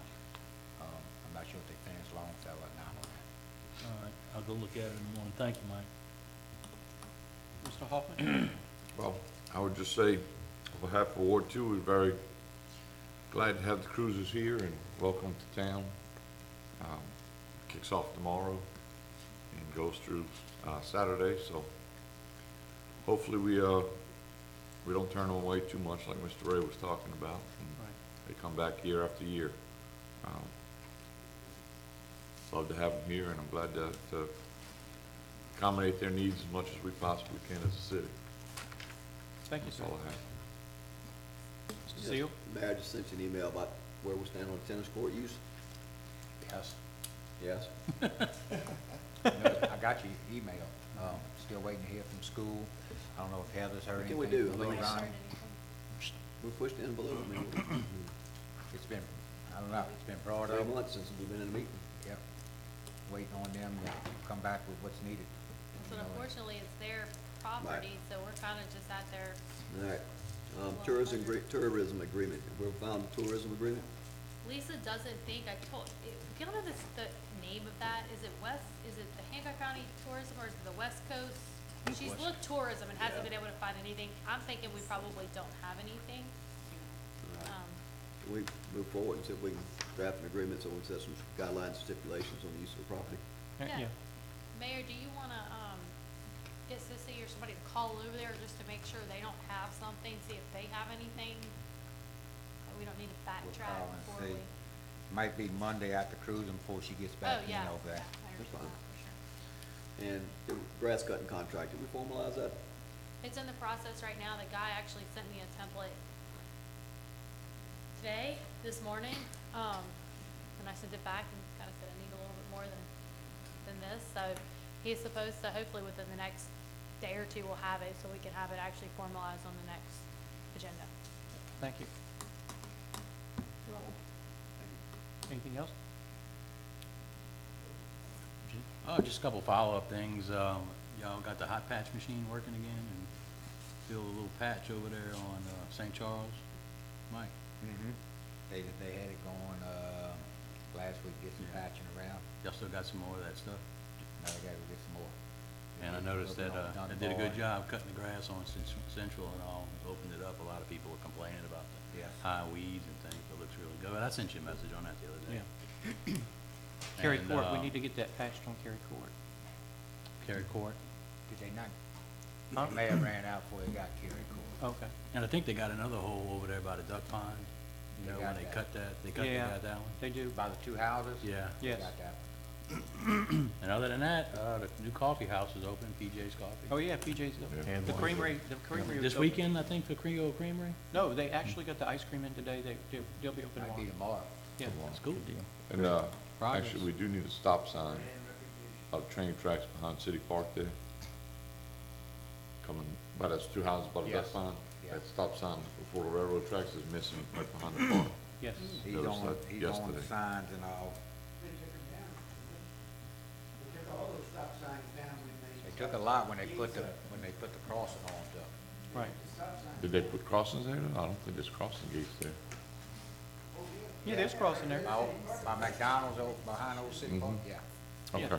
There's On crossing. that angle, you talking about the one on the angle? Yes. Mhm. Yes. Okay, all right. All right, Thank gentlemen. you. Attorney's report. Got a lot, so bear with me. Okay. First, I have I need authorization to finalize the full and complete absolute release for the author Dean Bice and State Farm Fire and Casualty Company. This was the house that was torn down. We've reached settlement. So this is to finalize that and also authorize payment by the city clerk. All right. Need a motion?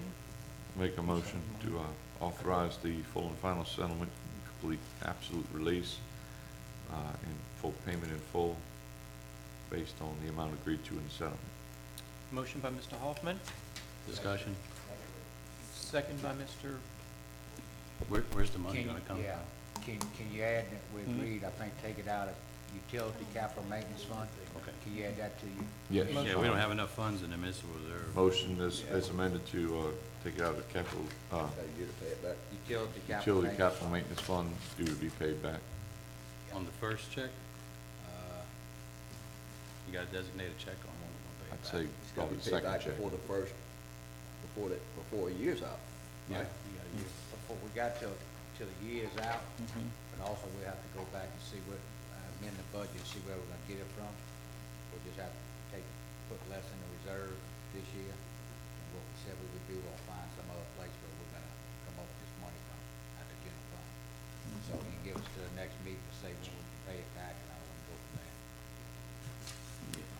Yeah, because But it statutorily does it's have to 12 be paid months. back in that year, In that year, right, before September 30th. before September 30th. Yeah, fiscal year. 2019. So, motion is amended to include the funds to be paid back upon examination of the budget to determine where we're gonna pay that money back from before the end of the fiscal year. All right, motion, Mr. Hoffman, second, Mr. Noblock. No, see it. Seal? Okay. And just for the public knowledge, this is a 2010 pending litigation, and I think this incident happened in maybe 2008. So just let everybody know, this is something old, we're cleaning up the books. Yes. He sure didn't get a whole lot, did he? Huh? He didn't get a whole lot, did he? Nice. Vice. You got it. Life insurance, I Dep- got the lines you're up. 30%. Yeah. They should They have got wouldn't one. have made it happen. Wouldn't have been for them, it wouldn't happen. They took 30% of the payout, which, That's employee fees. they took 30% of what they paid.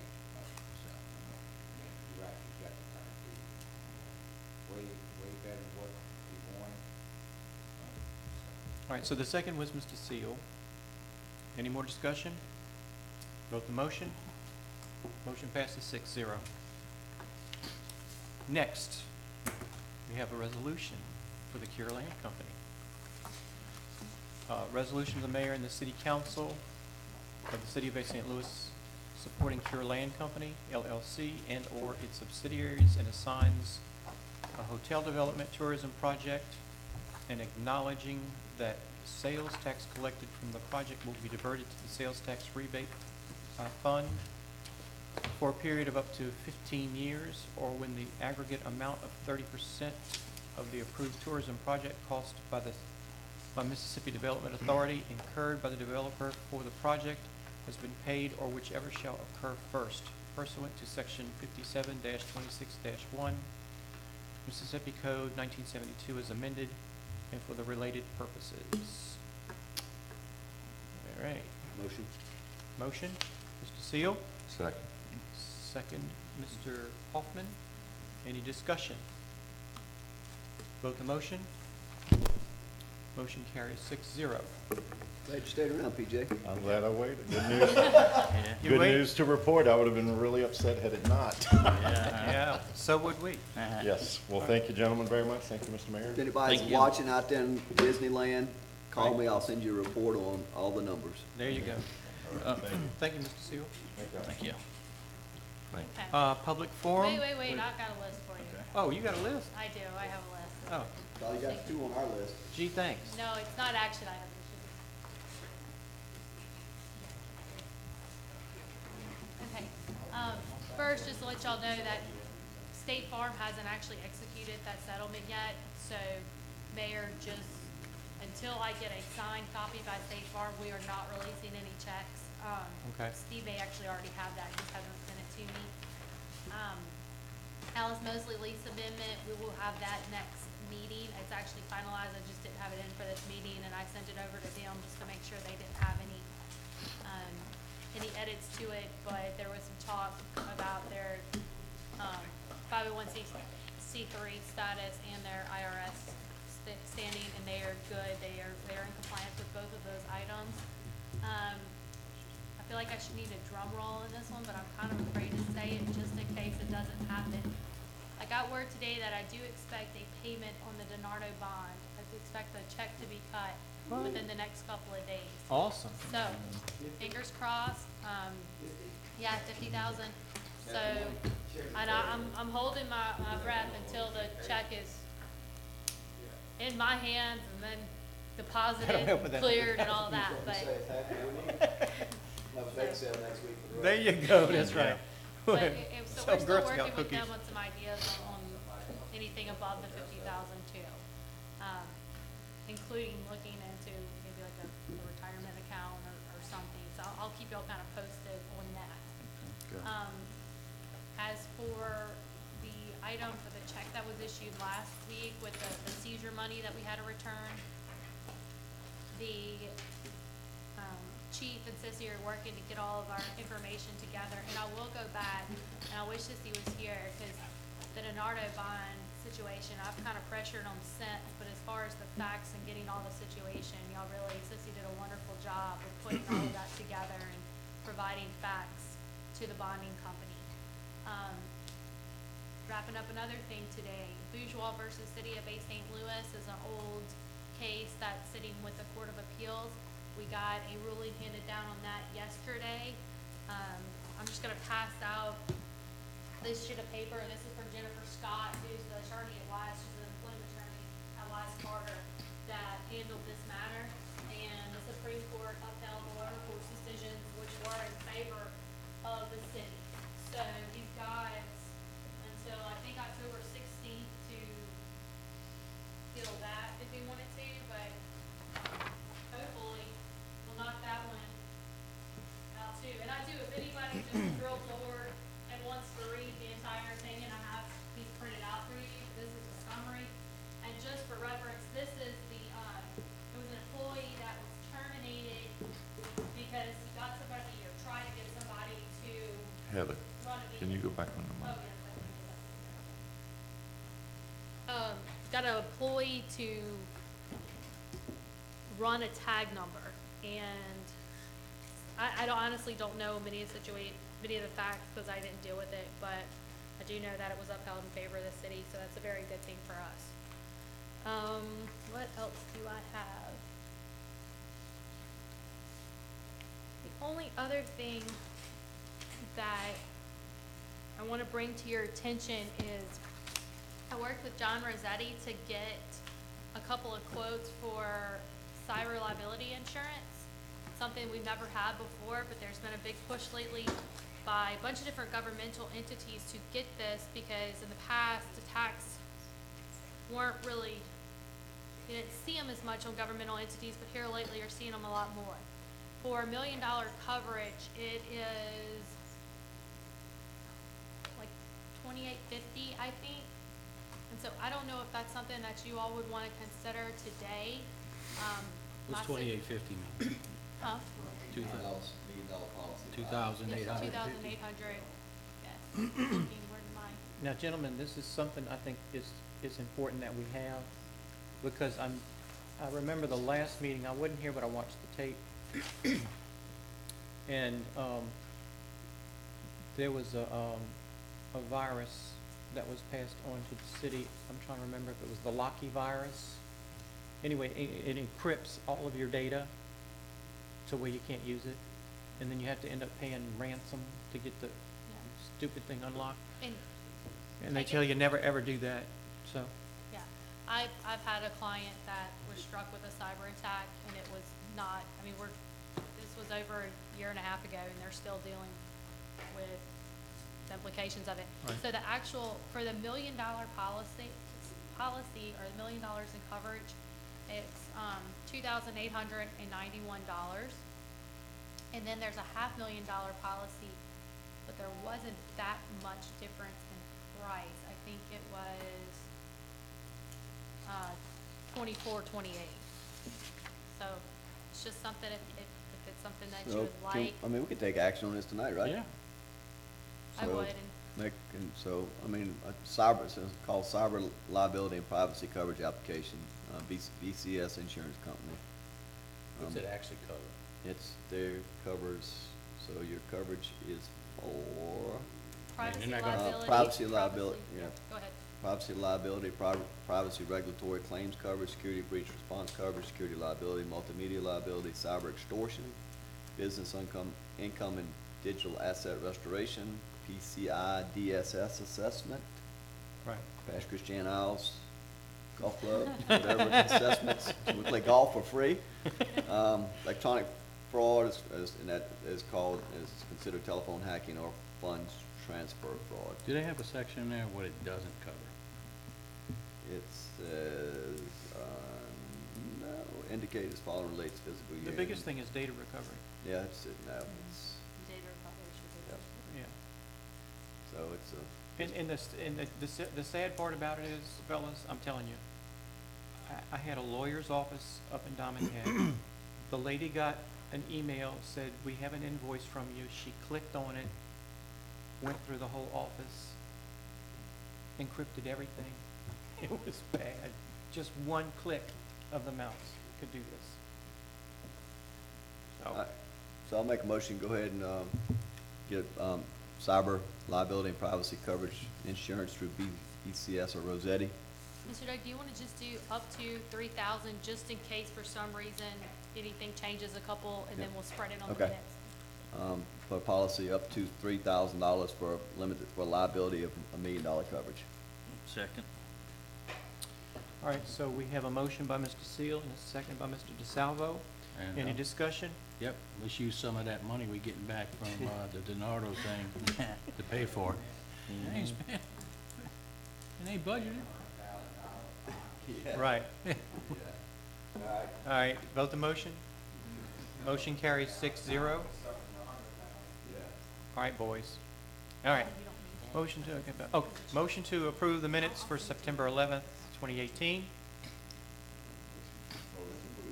Motion by Mr. Seal, second by Mr. Hoffman. Discussion, vote the motion. Motion carries 6-0. Wait a second. I had a lot of good news tonight. Nobody even said good news. When we ain't heard nothing, no good news. Were you That was finished? good news. We got 2 lawsuits out of the way. We're recovering on a bond. I feel like I checked a lot off the list tonight. You did. Good news. Heather, Thank you, you've done a great job. Thank you. That's You what go, I wanted to Heather. hear. You go. $50,000 go along to $50,000 from the utility. Yeah. Mm-hmm. I'm just picking on you guys. Good. This is your thank you, Ms. Lyden. Getting a little delirious over here. All right. Anything else, gentlemen? We just approved it tonight. Yes. Yes. No need for executive session. Do I have a motion to adjourn? Motion. Motion by Mr. Hoffman, Second. second by Mr. DeSalvo. Vote the motion. Gentlemen, we are adjourned. Yes, sir.